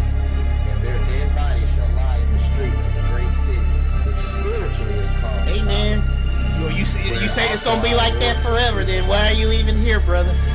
Deuteronomy 28:16. And the Lord shall bring thee into Egypt again with I guess we're not Israelites. If we're not Israelites, it don't matter then. Thou shalt That's see what it you're no sounding more like. again. And there ye shall be sold unto your enemies for bondmen. One day, Sonya Mason and her family gonna smile again. But do you care about that? No, of course not. Cause you believe it's everything's gonna One stay. end of the earth, even unto the other. And there What's these evil? thou nor thy father have known. Even wood What and stone. is Deuteronomy that evil act that happened to her compared to eternity? When we go into the new kingdom and we don't have to worry about that stuff no more. Deuteronomy 28. While you staying here, Be in the city. we gonna be over there. Be in the field. I'm not staying here with this racist world. I'm gonna get the happy ending, and I'm gonna take those captives whose captives we were, and everybody that called us the N-word, they gonna be under my foot one day. But it look like they're not gonna be under your feet one day, because you don't have the faith that that's gonna happen. You don't have that faith, brother. You don't have any faith. You don't got no faith. You believe the oppression's gonna stay, and because you ain't got no faith, you don't believe. I think you probably don't even believe we're God's chosen people anymore. You're just stuck right there. You have nothing. You don't have any hope anymore. I have hope. I lift my head up high knowing that it ain't gonna always be this way. Yes, it makes me sad that's what's happening to our people right now, but I know what's gonna happen in the end, and I'm leaning on what's gonna happen in the end, brother. You don't have the faith. You have no faith. You believe things are gonna stay the same. You probably don't even believe we're the God's chosen people anymore. I mean, it's just you have no faith. You have no faith. You have no faith. You have no faith, brother. You believe that the white supremacist gonna always rule over us. You don't have the faith that Yah's gonna save us. And because you don't have that faith, it's likely probably you're not. If you stay on this pathway you're going, you won't be saved in the end because you don't have the faith to be saved. You keep speaking death into your life like that. You don't have the faith. You don't have faith that we're the chosen people. You don't have faith that the DNA say we're the Israelites. You don't have the faith that saying that y'all slowly removing the curses off of us. You don't have the faith that Gaza's gonna, right after Gaza's judgment, what they call Jesus is going to take us out of our captivity, and He's going to take us into the land. You don't have any faith. You don't have any faith. You showing me, you telling me, Emery, I don't believe it. The stuff that happened to Sonia Macy and Roger Fortune is just going to keep happening. I don't have the faith that we're going to have a happy ending. It's going to always be like this. I don't have any faith, Emery. That's all I'm hearing from you, dude. You're implying that strongly. You don't have any faith. You don't have any faith, dude. You shall build a house, and you shall not dwell therein. Deuteronomy 28:30. Thou shalt plant vineyards, and shalt not gather the grapes thereof. Deuteronomy 28:30. Thine ox shall be slain before thine eyes, and thou shalt not eat thereof. Thine ass shall be violently taken away from before thy face, and shall not be restored to thee. Thy sheep shall be given unto thine enemies, and thou shalt have none to rescue them. Deuteronomy 28:31. Thy sons and thy daughters shall be given unto another. Why come you're not acting like it? You're not acting like it.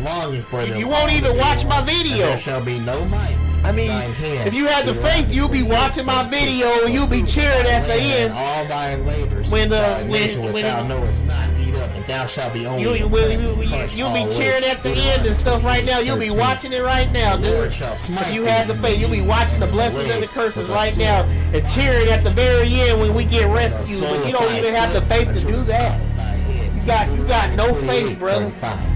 You believe that the persecution is going to stay. You believe the white people are going to always rule over us. You don't believe they're going to be judged like it says in War Scroll chapter 1 verses 3 through 10. You don't have any faith. You don't have the faith that the good things are going to happen in the end. You don't have faith that the curses are slowly lifting off of us. And we're watching America, the racist America collapse. We're watching all these countries around the world see white supremacy just collapse under its own weight right now. They're slowly disintegrating. You don't want to believe any of that. You don't want to believe any of that. You don't want to watch my video about the blessings that's gonna come after our punishment is up. You don't believe that things are gonna change. Everything is in that video. You keep saying why this happening, why that. All those answers that you just questions that you ask are in that video, but you don't have the faith to watch it. You you don't have the faith to watch it, brother. And he shall put a yoke of iron upon your neck until he has destroyed you. He said, why this happen? Why this always happen? Why this? You don't have the faith. You believe that we're stuck here like this. You don't want to hear the good things. You don't want to hear us putting all the racist people in chains and us getting paid back for all our labor. You don't want to hear about God saving us. You just want to hear about the curses that you believe that will be on us forever. You believe because you will not watch blessings and the curses. Like I don't want to hear the happy ending we got because it doesn't exist. I have no faith that we're gonna have a happy ending, Emery. We're not gonna have a happy ending, Emery. There ain't nothing you can tell me that'll make me believe that, Emery. After all that hard work you put in of editing the video, Emery. Showing us that we're the God's chosen people, that it ain't always gonna be this way, that it's gonna end one day. I believe that we're gonna stay here, and we're gonna be persecuted every day. So I do not want to watch your video, Emery. I do not want to see the happy ending, Emery, because I don't have the faith. I don't have the faith to watch it. I'm happy where I am right here with the persecution. Sonya Macy will never be avenged, I tell you, Emery. I don't believe in you, Emery. I don't believe you, Emery. That's what you're telling me. I don't believe you, Emery. That's what you're telling me. It's always going to be like this, Emery. They shall be led away captive into all nations, and Jerusalem shall be trodden down of the Gentiles until the time of the Gentiles be fulfilled. Let me repay your kindness. 21, 24. If you have heard any valuable rumors, I would like to know. Deuteronomy 28, 43 through 48. The stranger that is So it's gonna stay that way. That's what you're telling me. Yeah, that's what you're telling me right now. Tamir was innocent. Yeah, he was innocent. But in the end, he gonna be living. He gonna be having a big grin on his face, living in heaven, living on earth. I mean, in the new kingdom. See how you say you look at you, George Floyd. Look, no faith. Look at you, no faith. Breonna Taylor, Sonya innocent. You have no faith. You got no faith. You said it. You telling me that it's gonna stay like that. You're telling me that it's gonna stay like that. You have no faith, brother. You got no faith. You have no faith, brother. You believe it's just gonna stay like this. You have no faith. You got no faith. Tamir was innocent. You have no faith. George Floyd was innocent. You have no faith. Breonna Taylor was innocent. You have no faith. You have no faith. Make a full end of all the nations. It's gonna stay. You believe it's gonna stay like what happened to those? What happened to Sonya, George Floyd, Tamir? You believe it's gonna stay that way? That's what you're telling me. 27. You're telling me you believe it's gonna stay that way. That is what you're telling me. You are telling me you believe it's gonna stay that way. That's exactly what you're telling me, brother. Like a stick. Lamentations 5:10. Our skin was black like an oven because of the terrible famine. Jeremiah 50, verse 7. And their enemies have said, we are not guilty. Zechariah, you have no faith. Whose purveyors slay them and hold themselves not guilty.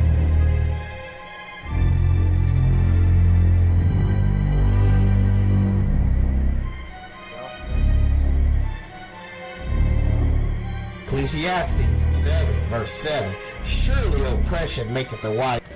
Zephaniah 3:10. From beyond the rivers of Ethiopia, my suppliants, even the daughter of my dispersed, shall bring mine offering.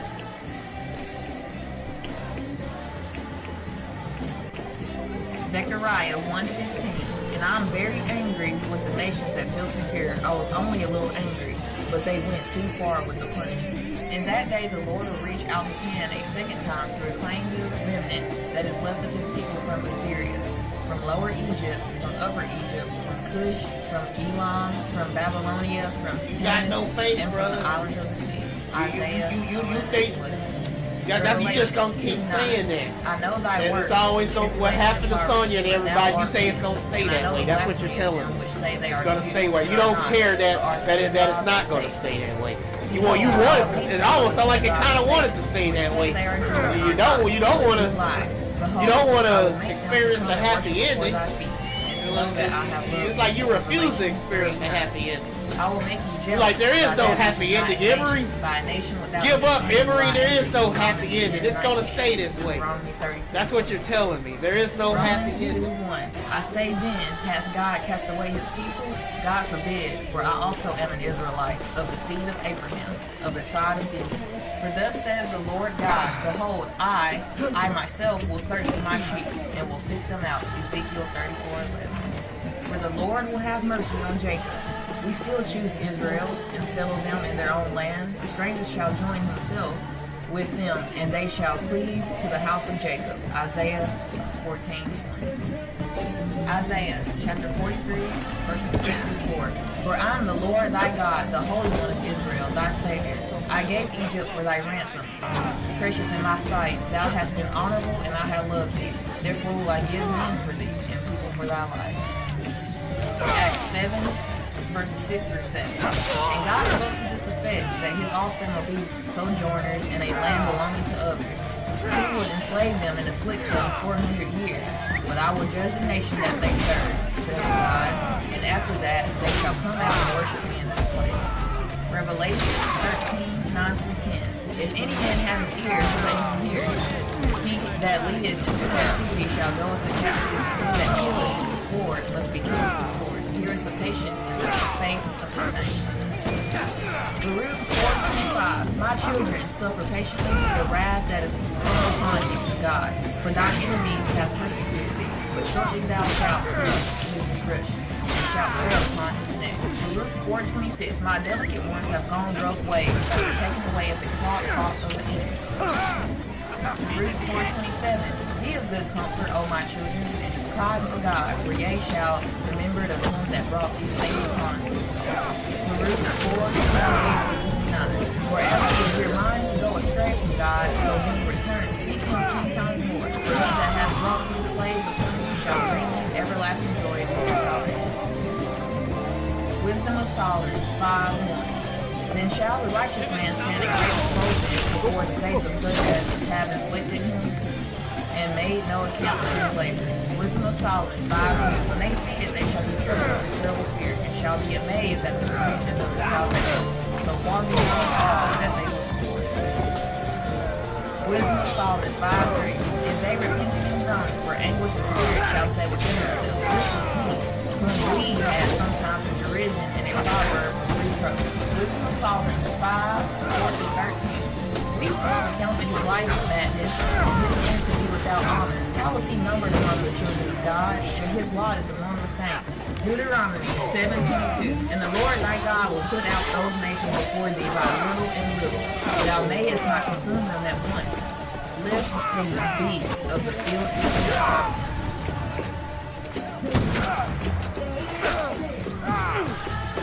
Deuteronomy chapter 30, verse 7. And the Lord thy God will put all the curses upon thine enemies, and on them that hate thee, which persecute thee.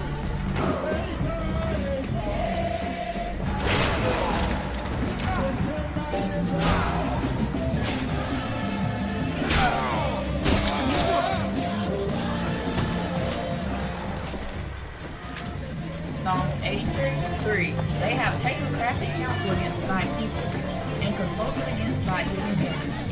Therefore say, this is what the sovereign Lord says, I will gather you from the nations and bring you back from the country where you have been scattered, and I will give you back the land of Israel. Joel 3, verse 8. And I will sell your sons and your daughters into the hand of the children of Judah, and they shall sell them to the land, to a people far off, for the Lord hath spoken. On that day, when all the nations of the earth are gathered against her, I will make Jerusalem an immovable rock for all the nations. All who try to move it will injure themselves. Zechariah 12:3. For I am the Lord your God, the Holy One of Israel, your Savior. You are precious and honored in my sight, and I love you. Isaiah chapter 43, verses 3. Isaiah 14:21. Prepare slaughter for his children for the iniquity of their fathers, that they do not rise nor possess the land, nor fill the face of the world with cities. Ezekiel 39:23. And the heathen shall know that the house of Israel went into captivity for their iniquity. Because they trespassed against me, therefore hid I my face from them, and gave them into the hand of their enemies. He's giving us blessings now. He's slowly lifting the Then curses shall they off. know that I am the Lord their God, which caused them to be led into captivity among the heathens. But I have gathered them to their own land, and have left none of them for theirs. Ezekiel 39. Joel chapter 3, verse 2. I will also gather all nations, and will bring them down to the valley of Jehoshaphat, and will plead with them there for my people and for my heritage Israel, whom they have scattered among the nations and departed my land. The Lord also shall roar out of Zion, and utter his voice from Jerusalem, and the heavens and the earth shall shake. The Lord will be the hope of his people, the strength of the children of Israel. Joel 3, verse 16. This is what the sovereign Lord says. I myself will certainly find my sheep. I will be like a shepherd looking for his scattered flock. I will find my sheep and rescue them from all the places where they were scattered on that dark and cloudy day.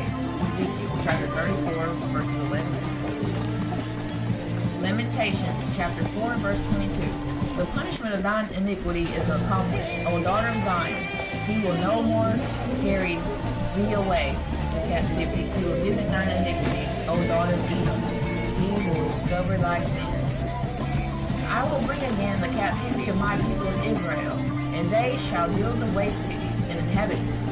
And they shall plant vineyards and drink the wine thereof.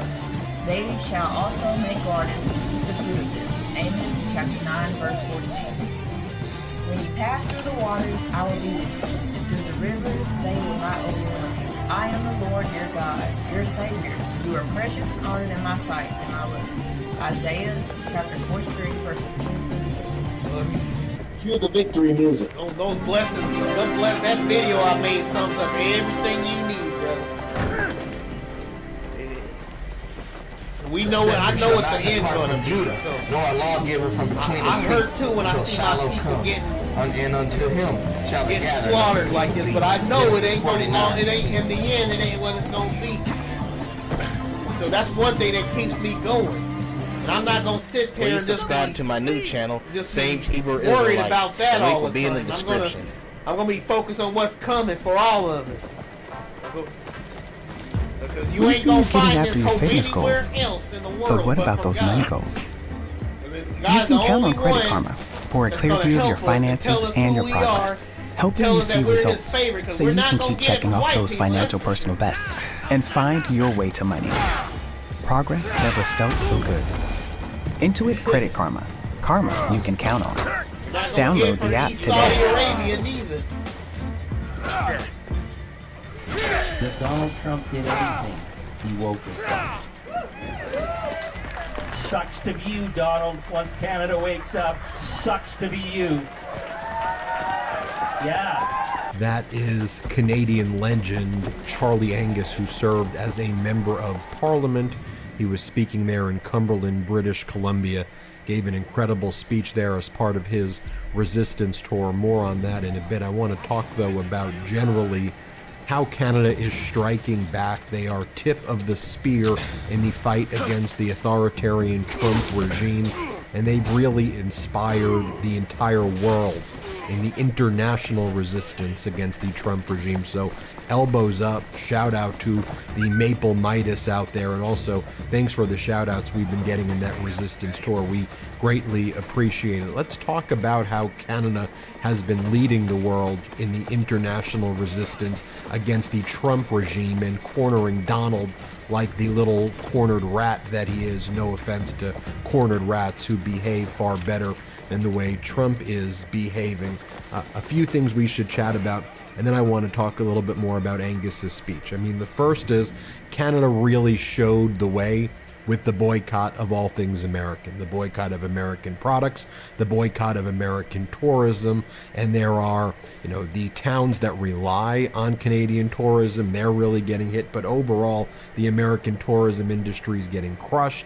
Vegas is getting crushed. I've seen various reports that tourism from Canada to the United States is down anywhere from 40 to about 85%, depending on the area and which study you review. I think it's towards the higher end of that. More like 85% is my view, but definitely more than 50%. But what we're seeing right now is the number of Europeans traveling to the U.S. also cratering. They are following the lead of Canada. Something I want to point out as well is that earlier in March, Canada began selling some of the United States Treasury bonds that they were holding. Prime Minister Carney is a banker, probably the top economist in the world. He previously led the Bank of Canada, got Canada through the Great Recession with the soft landing in the mid-2000s, and then also helped That's why we watched the Blessings and the Curses Bank of video. England as the governor of the Bank of England. You're feeling sad and after depressed Brexit, about really helped what's going on, the United Kingdom. like what then. happened to Sonia And so Mason, Riley Carney Forson. understands Just the way watch the my treasury video, markets Blessings and the work. He Curses, understands how dependent the United Cheer at the States end. is Cheer at on the happy its ending. bonds being viewed Then as you'll a be safe good, haven for money throughout the And I'll world. leave it at that. Right now, as of this recording, United States Treasury yields are going through the roof, showing significant instability. In other words, our bond markets are imploding as others appear to be following the lead of what Canada did in early March. Now, I've seen some reports out there that there were these secret meetings held between Prime Minister Carney and leaders in Europe when Carney went to Europe back on March 17th. I can't independently confirm that there were secret meetings or that Carney specifically instructed European leaders and the rest of the world how to dump bonds in a way that wouldn't be seen as kind of, so obvious, but that would have the intended effect of causing pain. But nonetheless, there were Canadian bond sales in early March. So I'll let you do with that data what you want to do, but I think that's important. And then, of course, end of March, you had Prime Minister Carney in one of his speeches talk about, though, how European leaders like Prime Minister Keir Starmer of the UK were reaching out to him and saying, you know what, Canada, you're right. We're going to go gloves off here. We're going to go elbows up here in Europe, in the UK and other places, and we got to follow your lead. Just here's Prime Minister Carney saying that. Play this clip. I was speaking earlier today with the UK Prime Minister Starmer. He gave me a call. He wanted to speak because he has come to the same conclusion that we came to a few months ago. Yeah, finally, yeah. Well, it's okay. Better late than never. Better late than never. But that the world has changed. And that our old relationship with the United States is over. Is over. Just to share some other stories with you here, like this one from Global News. The Maple Leaf belongs. U.S. tourist locations desperate for Canadians to return. I mean, it's talking about how, here in Palm Springs in California, they're heavily dependent on Canadian tourism, and they've seen like a total drop. Whatcom County, Washington, basically saying, no Canadians are showing up at all. It's like a ghost town right now. You also have Prime Minister Carney announcing something called a strong pass. Again, further kind of fueling Canadian unity. And it goes on to talk about how with Trump threatening our economy and sovereignty, Canadians are uniting to find new ways to discover and celebrate our beautiful country. So many Canadians are cutting back vacations to the United States and instead making memories here at home, showing our Canadian pride. Today, Mark Carney's Liberal Party announced a new Canada Strong Pass so kids and young families can better discover and celebrate Canada over the summer. This builds on our announcement to connect Canadians with nature by making access to national parks and historic sites free for everyone this summer. The Canada Strong Pass will provide children and youth under the age of 18 with free access to Canada's incredible national galleries and museums, and free seats on the rail system when they travel with their parents, and they're going to work with provinces to extend this as well. It's not uncommon if you are traveling in Canada to see something like this. Like this is from the Toronto Public Library. It goes on to say, buy local, support Canadian small businesses, victory loan, every dollar spent in Canada. By the way, take a look at what Elon Musk's brother Kimball Musk is saying about the sale of U.S. treasuries, of U.S. bonds. Foreigners are selling U.S. treasuries. The trade war must end, and soon. The yen, the euro, and the Canadian dollar growing in value. Interest rates for our debt is going higher. This is not the goal. We have a massive deficit, and higher interest rates means higher debt payments, and we're trying to refinance our debt. America is. In April and May, we want our interest rates to go down. I talked about Whatcom County, what's going on there as well. And also, I think this is an important point to note. The Buy Canadian movement is not only causing pain on the U.S., it's great for Canada. A BMO economist are saying that the Buy Canadian movement could serve as like $10 billion in stimulus to Canada and add $10 billion to the Canadian economy. All right, let me show you a little bit of Charlie Angus's speech in Cumberland now, because I think it ties all of that together. Here is Charlie Angus right here, and here he calls out Rogan and the propaganda machine. Here, play this clip. Time when we need to know our history. We need to know our stories, because our stories are being denied to us by a thug who lives down in Mar-a-Lago who says we don't even have a right to a country. And his loser friends like Joe Rogan who said, well, maybe if Canada ever had an army. Yeah, Joe? You want to mess with our guys and gals? Any day, Joe. Come on. No, but he won't come to Canada anymore. He says he's going to Russia. Good. You Putin troll. Here's Charlie Angus again. Let me play this clip. Because it's conjured up something in us that we let lie dormant. I'll tell you what I was afraid of. What I was afraid of way more than Donald Trump was that we were sleepwalking to disaster. For the last 3 years, I have lived with the dread of us sleepwalking. That we were disconnected from one another, that we came out of COVID and we were cranky, and we heard that relentless beating of the mega maple drum. Canada is broken, Canada is broken, Canada is broken, and I knew we weren't broken. There's a Canada, exactly, but there's a Canada that lives in my mind that I knew, that I traveled, and I knew communities like this existed. I remember being here and thinking, but they're good people, we're not broken. But we were sleepwalking. And if Donald Trump did anything, he woke us up. Sucks to be you, Donald. Once Canada wakes up, sucks to be you. Yeah, exactly. And then we began to see something happening. And what's really, really powerful is that the resistance did not come from leaders. It came from you. It came from ordinary people who just were not going to let our democracy be taken away by thugs, who are not going to let fascists like Elon Musk decide what services we had and what services were going to be taken away. And we were never, ever going to give up a country as beautiful as this. The gangsters. And it was ordinary people who gave me the determination and the awareness that we were going to get through this. I'll tell you about my mom. Okay, my mom's a coal miner's daughter. So my mom phones me, early on in the Trump stuff. She said, she's going through a snowstorm with her walker. And this woman came up and offered to help my mom. My mom said, oh, don't worry, I got this thing. And then the woman said,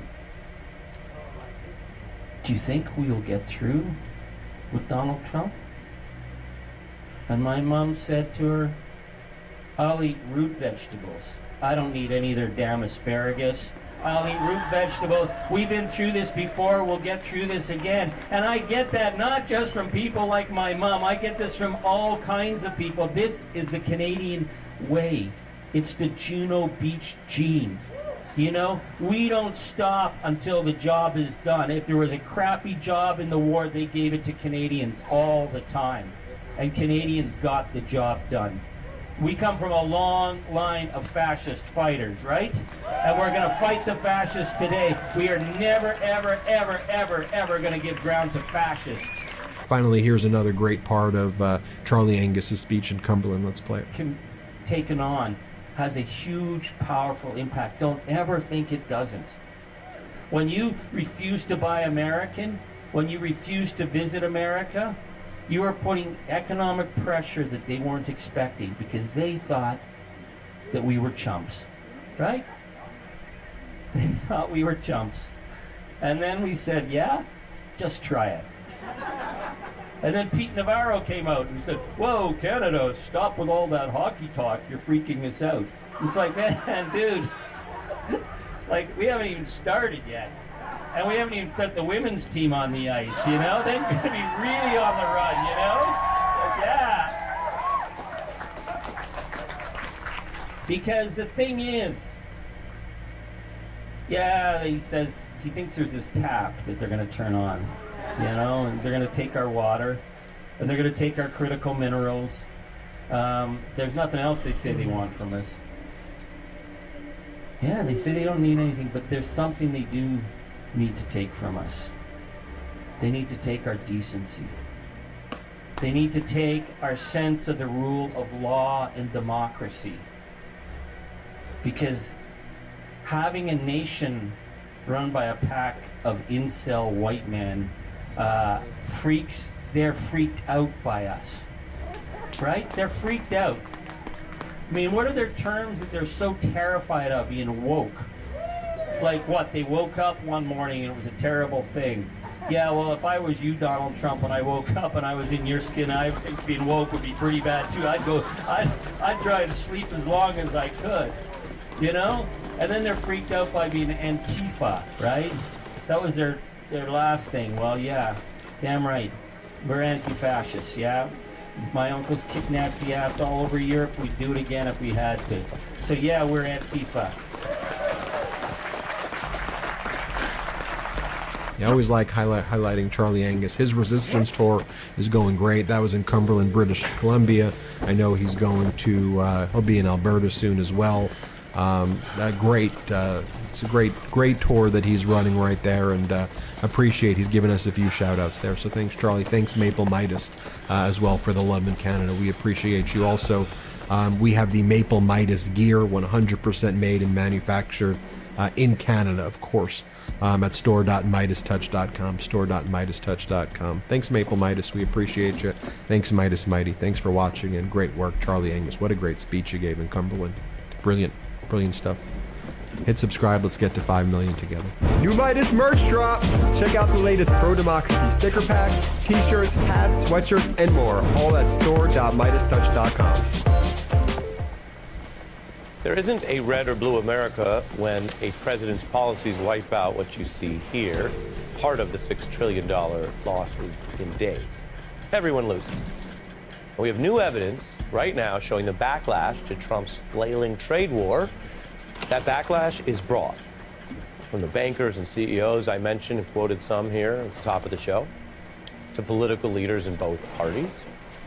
Plus this weekend's protest, which tapped into the wider anger there. You can see the sad emoji with a crashing retirement account and the failed policies that those protesters say are hurting Americans and small businesses in real time. Now then, there are still many people who, of course, avoid traditional or credentialed press.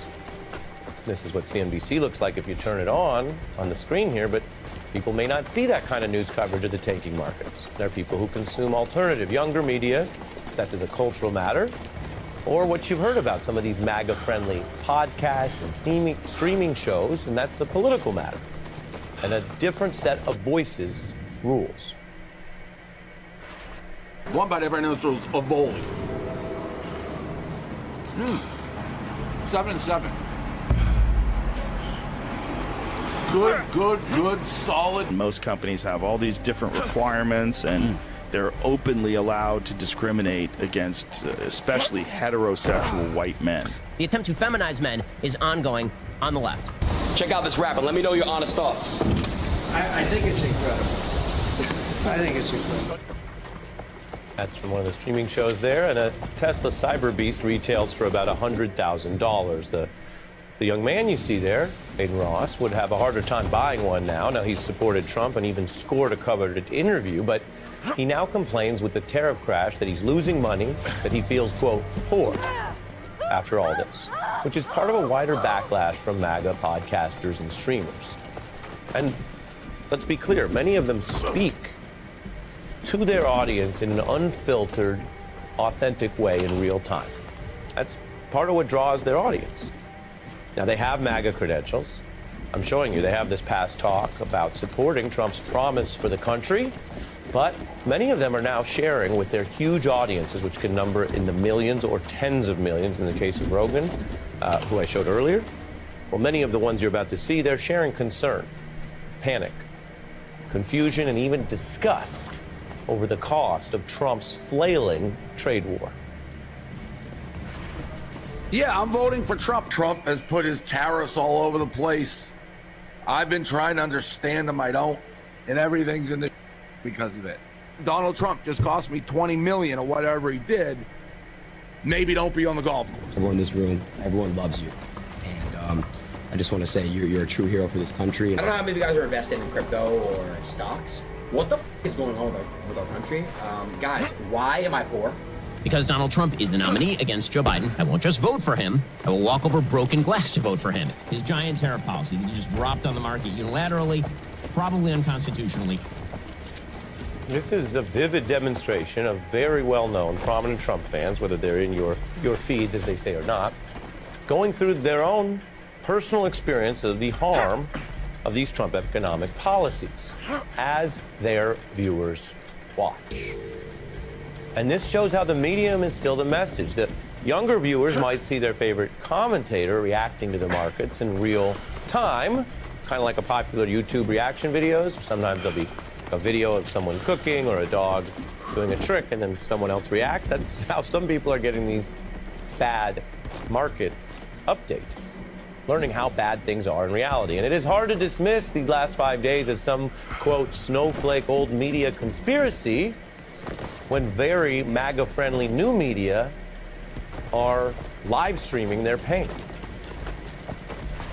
Donald Trump just cost me $20 million or whatever he did. What the is going on with our country? Maybe don't be on the golf course. Guys, why am I poor? Now, losing 20 million means you have more than 20 million. Trump's richest backers are losing even more. The tech titans from the inauguration, who had criticized Trump before, remember, who had given public warnings about exactly the type of governing failures we've been seeing now, they're down tens of billion with a B. The one who lost the most has actually been the most involved. Musk on the right losing over $100 billion in the past few months alone. It's hard to even get your head around the numbers.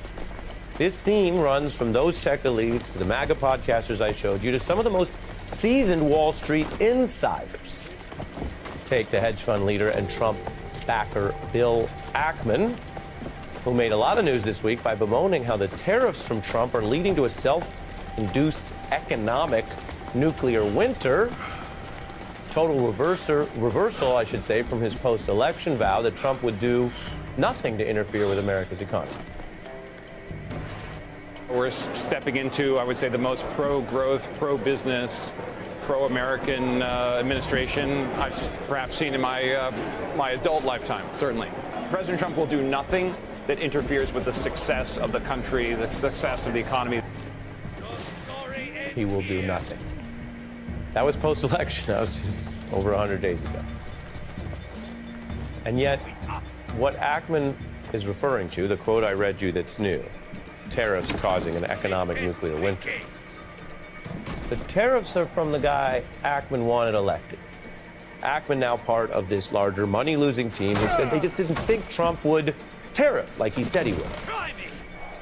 Ackman also goes further in addressing this. He claims it was actually unforeseeable that Trump would do what he said he would do on tariffs, posting quotes.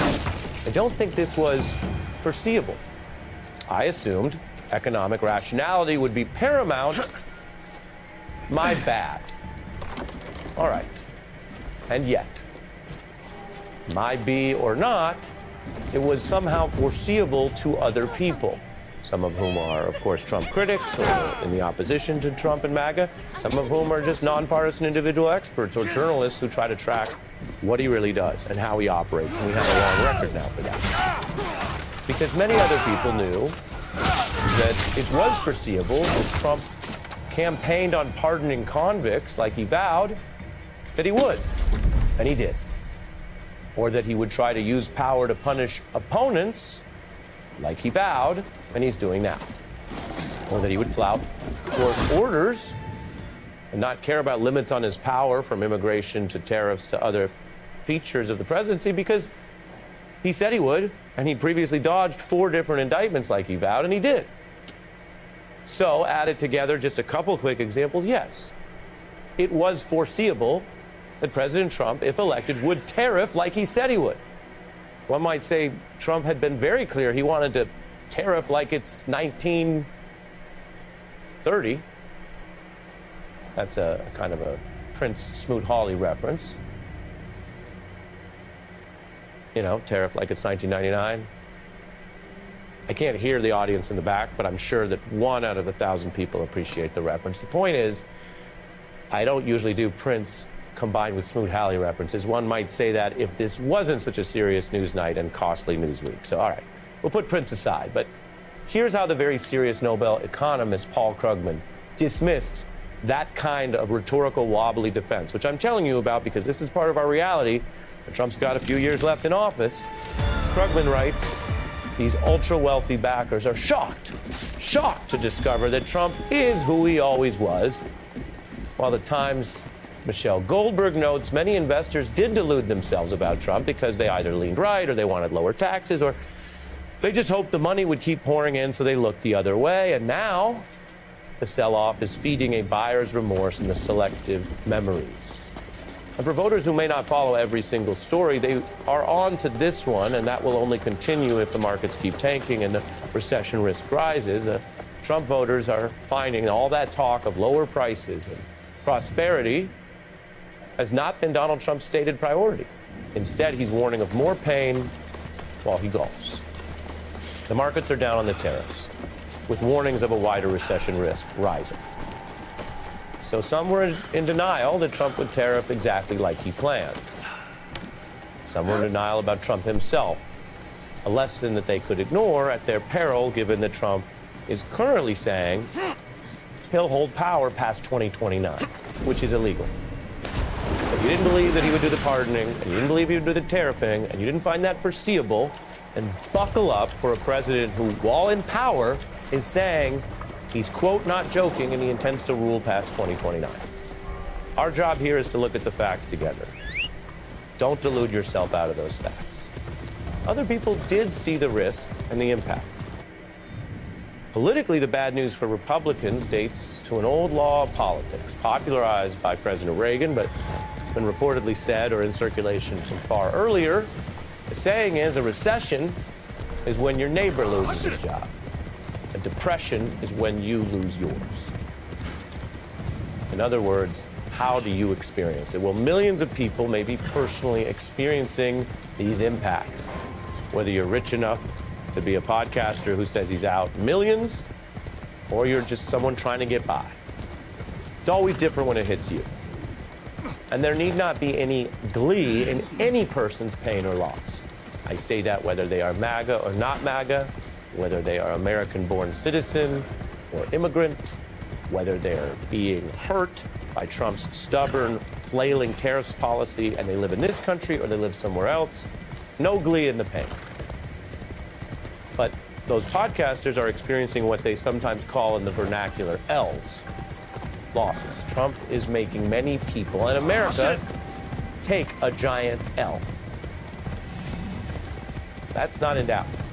You can look at the markets, you can look at the numbers, you can look at your retirement account, or you can listen to MAGA podcasters who are talking about losing so much that one of them feels, quote, poor. But as always, life is about what we do with it, what's happening, what we experience, what we might be learning. Will these losses also be lessons? A different type of L. That's the other big question about a crisis that has just begun. And a crisis that, remember, if you want to learn from, even MAGA bankers tell us is a crisis, a giant L that is Trump inflicted.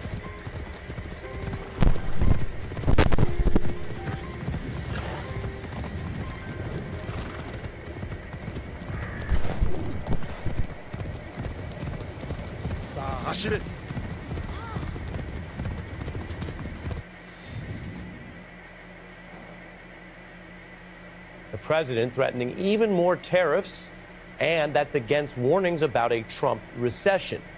We have seen the retaliation continue. That's why it's called a trade war.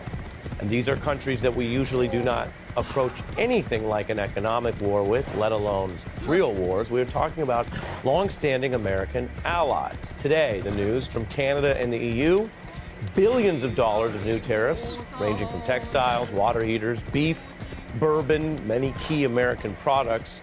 The impacts are immediate. The stock market continues a volatility that is driven by, partly at least, these Trump moves. We've seen that as almost a uniform opinion, and I'm going to show you some Wall Street Journal and other reporting on that in a moment. But today, in the last few hours, stocks are mostly flat. That comes, though, after a 10% slide, which the markets have not regained. Business leaders say that even if you were open-minded to some of what Trump wants to do, what the goals may be, this has been confusing, incompetent, and at times downright chaotic. And the top Trump aide who's been running point on this stuff, the Commerce Secretary, when asked about whether we could be heading into a recession and whether all of this would be worth it, he gave an answer that was as astounding for its economic claim as it is for its political, tone-deaf positioning. Take a look. Will these policies be worth it if they lead to a recession, even a short-term recession? These policies are the most important thing America has ever had. So it is worth it. It is worth it. Quote, it is worth it. That is what a gaffe looks like in real time. Number one, from Donald Trump on down, not even the supporters of this trade war, this tariff policy, claim that they want to dive into a recession. You think about what America's been through from pandemic on and inflation on. No one in this last election cycle was asking for policies that would increase the odds of recession. The fact that I even have to say that as a partial fact check or context about what a U.S. official in charge of the economy is saying is itself wild. But second, politically, we've never seen this attitude towards a potential recession. Not from the Commerce Secretary Lutnick and not from Donald Trump himself, who over the weekend failed to calm markets by basically saying, hey, we'll see what happens, and we might have to buckle up for some tough stuff. Now, why does this seem like such an extreme, hard-edged economic version of Trumpism? Even more hardcore than really the economic agenda of the first Trump term? Well, one of the answers relates to something you probably know about if you follow the news, which is many of the moderating influences from law and the Justice Department to economics that we're talking about right now to foreign policy. Some of those folks who were around, the so-called adults in the first term, most of them are gone. What's left are people who, after an insurrection and all those indictments and all those other Trump problems, the people who still stand 100 with everything Donald Trump has been exposed to be, from ethics to policy. There are a lot of unsettled people. Sure. Let's first of all put this marker down. To the extent that the media fuels the recession, inflation kind of talk, that's going to push us into recession and inflation. Because what it does, President Trump is the one that said that he couldn't rule it out, not me. Let me just finish the thought here. My point is simply that there's a lot of people's hair on fire now, which is interesting because the last jobs report we got on Friday was robust. It was a robust report. It's like 150,000 jobs. Yeah, that's a good number. That's what we're hearing from the White House. Well, let me tell you what they're saying today over at the Journal. Trump behaves as if his manhood is implicated because a foreign nation won't take his nasty border taxes lying down. And they continue on, which is why I showed you what they've been saying diplomatically, perhaps, for some weeks. Quote, "We said from the beginning that this North American trade war is the dumbest in history, and we were being kind." Well, Mr. President, you done got the Journal mad now. But of course, they're mad about something real. Sometimes, I've told you, all these bankers and Wall Street elites are following these quarterly earnings and other numbers that they care about for their investments, which the vast majority of Americans don't even benefit from, and that sometimes are in tension with labor and employee situations, right? Some of these companies, they make money by cutting jobs. Here, the Wall Street Journal, the investor elites actually are right now, at least for this moment, kind of on the same side of a lot of workers who don't think a recession or a trade war will help the workers of this country. And the economic fallout has Americans paying the price. A job is a job, remember. So as Trump and Musk cut the government, they're cutting jobs. There's many conservative attacks on government jobs specifically, the so-called bureaucrats, as Elon Musk might put it, but he's still slashing the total number of employed Americans in a haphazard way. Analysts note that if you want strong U.S. employment numbers, many of those ousted workers have to shift to apply for private sector jobs. That affects the overall job market. If they're not absorbed, the overall job market gets worse, partly in relation to Trump and Musk cutting jobs. You don't need an economics textbook for that part. These costs are hitting veterans, teachers, and students. There's cuts to weather and environmental safety staff. This hits all states, including the red states that back Trump, where you have over 970,000 federal workers in just those states alone. Republicans have noticed GOP politicians pleading with Trump to just at least stop these cuts in their own district. A classic not in my backyard, selfish sort of political survival mechanism, which Axios and others are reporting on so people can see, oh, you don't want it in your backyard, why should it be in my backyard? That's a type of political weakness, of course. Or there's public colleges, long a point of pride and, frankly, patriotic, populist opportunity in our country. State schools often enable the highest share of students to get to college. They have admissions programs, as you can tell from any sports match that you watch, game, set, match, where there are sometimes tens of thousands of current students because the admissions programs admit more people than the smaller, say, private Ivies. Now, President Trump cracking down on funding for universities, and he started with some of those big top research institutions. On this program, we just heard from a professor at Musician about the unifying role that colleges can play. That was last night as we learned about these cuts and the clear signs that the Trump administration wants to go further. What I'm showing you on your screen is relevant in the news and government tonight. If it looks a little out of pocket, please don't blame the messenger or the news. You are looking at the wrestling executive that Donald Trump tapped to run the Department of Education, Linda McMahon. Whatever her business qualifications, she's not an expert on federal education policy or procurement. She's known more for her ability to learn and perform in the ring, as she was doing right here. But it turns out they don't want her doing federal education policy. She's a placeholder running this department that Trump wants to eliminate. And they just took that huge step this week, ousting half of the staff of the Department of Education, closing major field offices. And the former executive of that wrestling group, McMahon, says she is there, again, these are her words, to shut the whole thing down like Trump wants as long as they can get Congress to agree. So listen to what their plans really are amidst the quite understandable protests and pushback. That was the president's mandate. This directive to me clearly is to shut down the Department of Education. Save our schools! Save our schools! We want our tax dollars to educate our kids. Yeah. Not further line the pockets of Trump's cronies. Thank you to my public education because I'm not stupid and I know better. We know. We'll have to work with Congress, to get that accomplished. But what we did today was to take the first step of eliminating what I think is bureaucratic bloat. There can be no democracy without a free, universal public education. That's the voice of the cuts and the voices pushing back.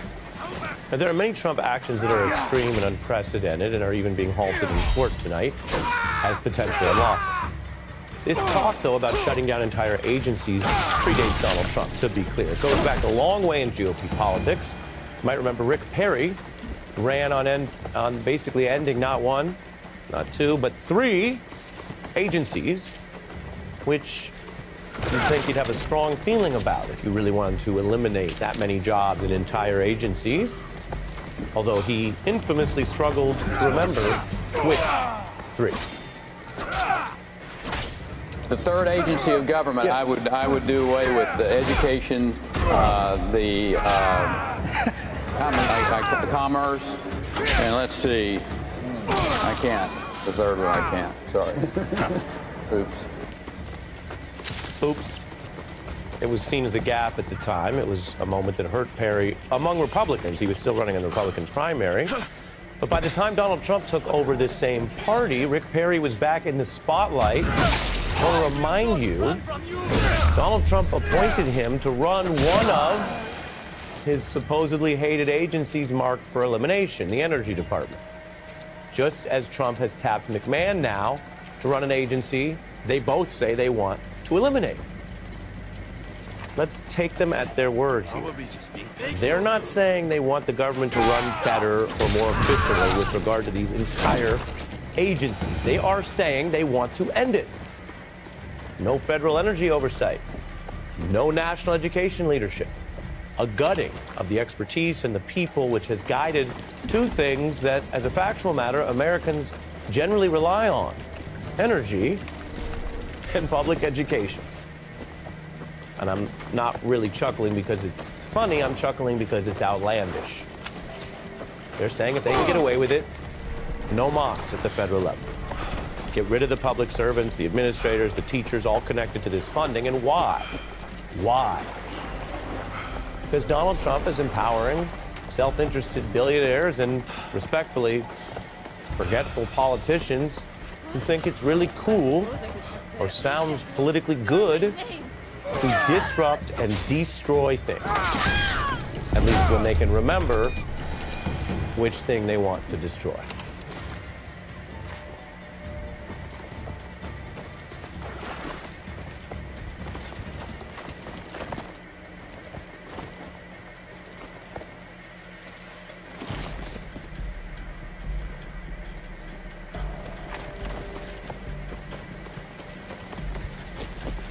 It is Thursday, April 3rd, a day that is now etched into history of failed economic policy and self-inflicted political wounds as President Trump's broad, completely untargeted tariffs are tanking the U.S. markets, wreaking havoc on American companies, ensuring now much higher prices on American consumers, undercutting over the long haul American jobs, risking a recession.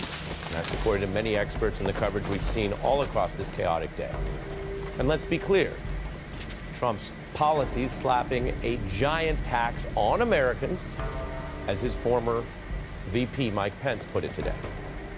Numbers do not lie.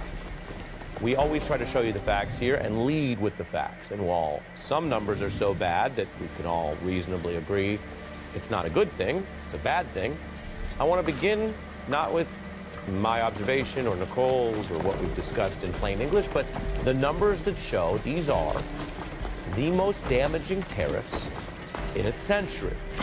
And this is now, today, the largest stock slide since the global pandemic first arrived in President Trump's first term. Markets look set to sell off as Donald Trump imposes the steepest U.S. import levies in a century. I don't think there's a single positive take on this.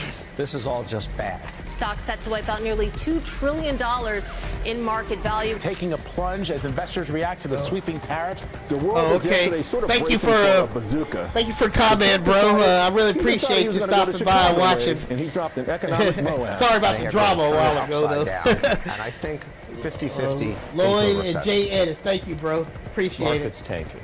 Experts warning of a recession which would be self-inflicted by a new president in the beginning of the term, almost unheard of. In fact, to find a stock slide this bad, as mentioned, you have to go beyond any of the normal volatility. You have to go beyond the inflation-plagued Biden term. And you have to go back to that unusual moment, which we all shared together, when the world began to grasp that it was facing a global pandemic in COVID. The market is a collection of companies and people reacting to events. And it began to quickly absorb how bad the pandemic was going to be, and that was the last time we saw this large a drop. Stocks suffer biggest one-day wipeout in value since that March 2020 pandemic is the Wall Street Journal's headline today, a kind of a Bible for Wall Street. You can see the steep plunge in the combined drop there among the 500 largest companies. Those are the biggest companies that trade publicly. And you can see the reaction quite clear to the Trump tariff announcement, these new tariffs that escalate what was already a costly trade war. It is hard to put the numbers, which I told you is how we're leading tonight, so you can just remember some of the basic math, but it's hard to actually put them in perspective. I could tell you that that is a sudden, seismic 4.8% drop in all of those stocks, the 500 stocks traded on S&P, or I could estimate the value. It's a rough number, but it is a big one. That drop constitutes, in response to Trump's plan, which he was warned against, over $2 trillion lost here. Similar story on the Dow, down about 4%.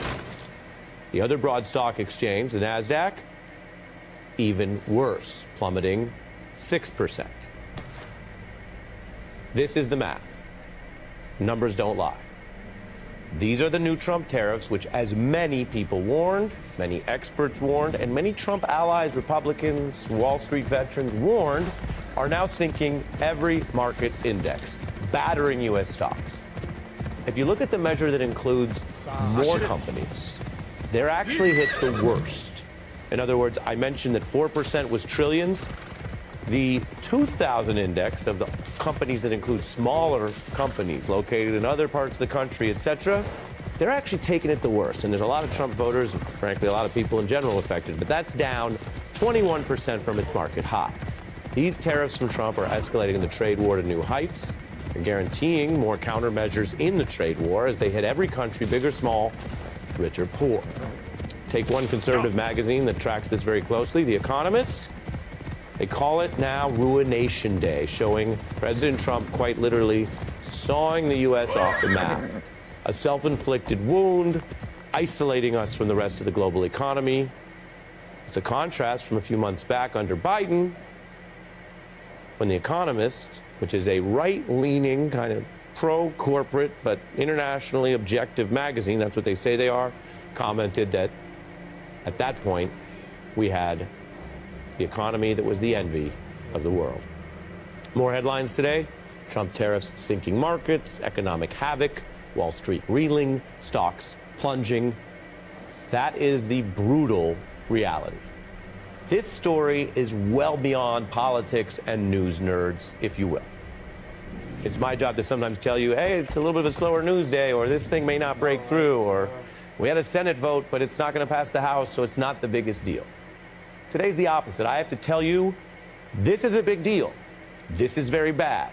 This is not one of those things that will be viewed through different partisan lenses, and it can't be lied folks, away. I'm gonna go ahead and because a lot of people are going to be paying higher prices. Thank you. And worried about a Lloyd recession. and Jay Edits and US jobs will be Fred affected. _88XK The charts show it's all for in response to Donald Trump's comment. plans, which Really he didn't have to do. appreciate you. Think back to I thank all of you who Biden, enjoyed the stream Obama as well. era, Just remember Bush. to live every Do day you in ever victory. remember a major announcement Put of a victory indiscriminate music, tariffs that victory sunk the economy? fanfare. No, because it Till didn't next happen. time, dudes It and didn't have to dudettes. happen. And This is we Donald are Trump's out. choice. We are living in Donald Trump's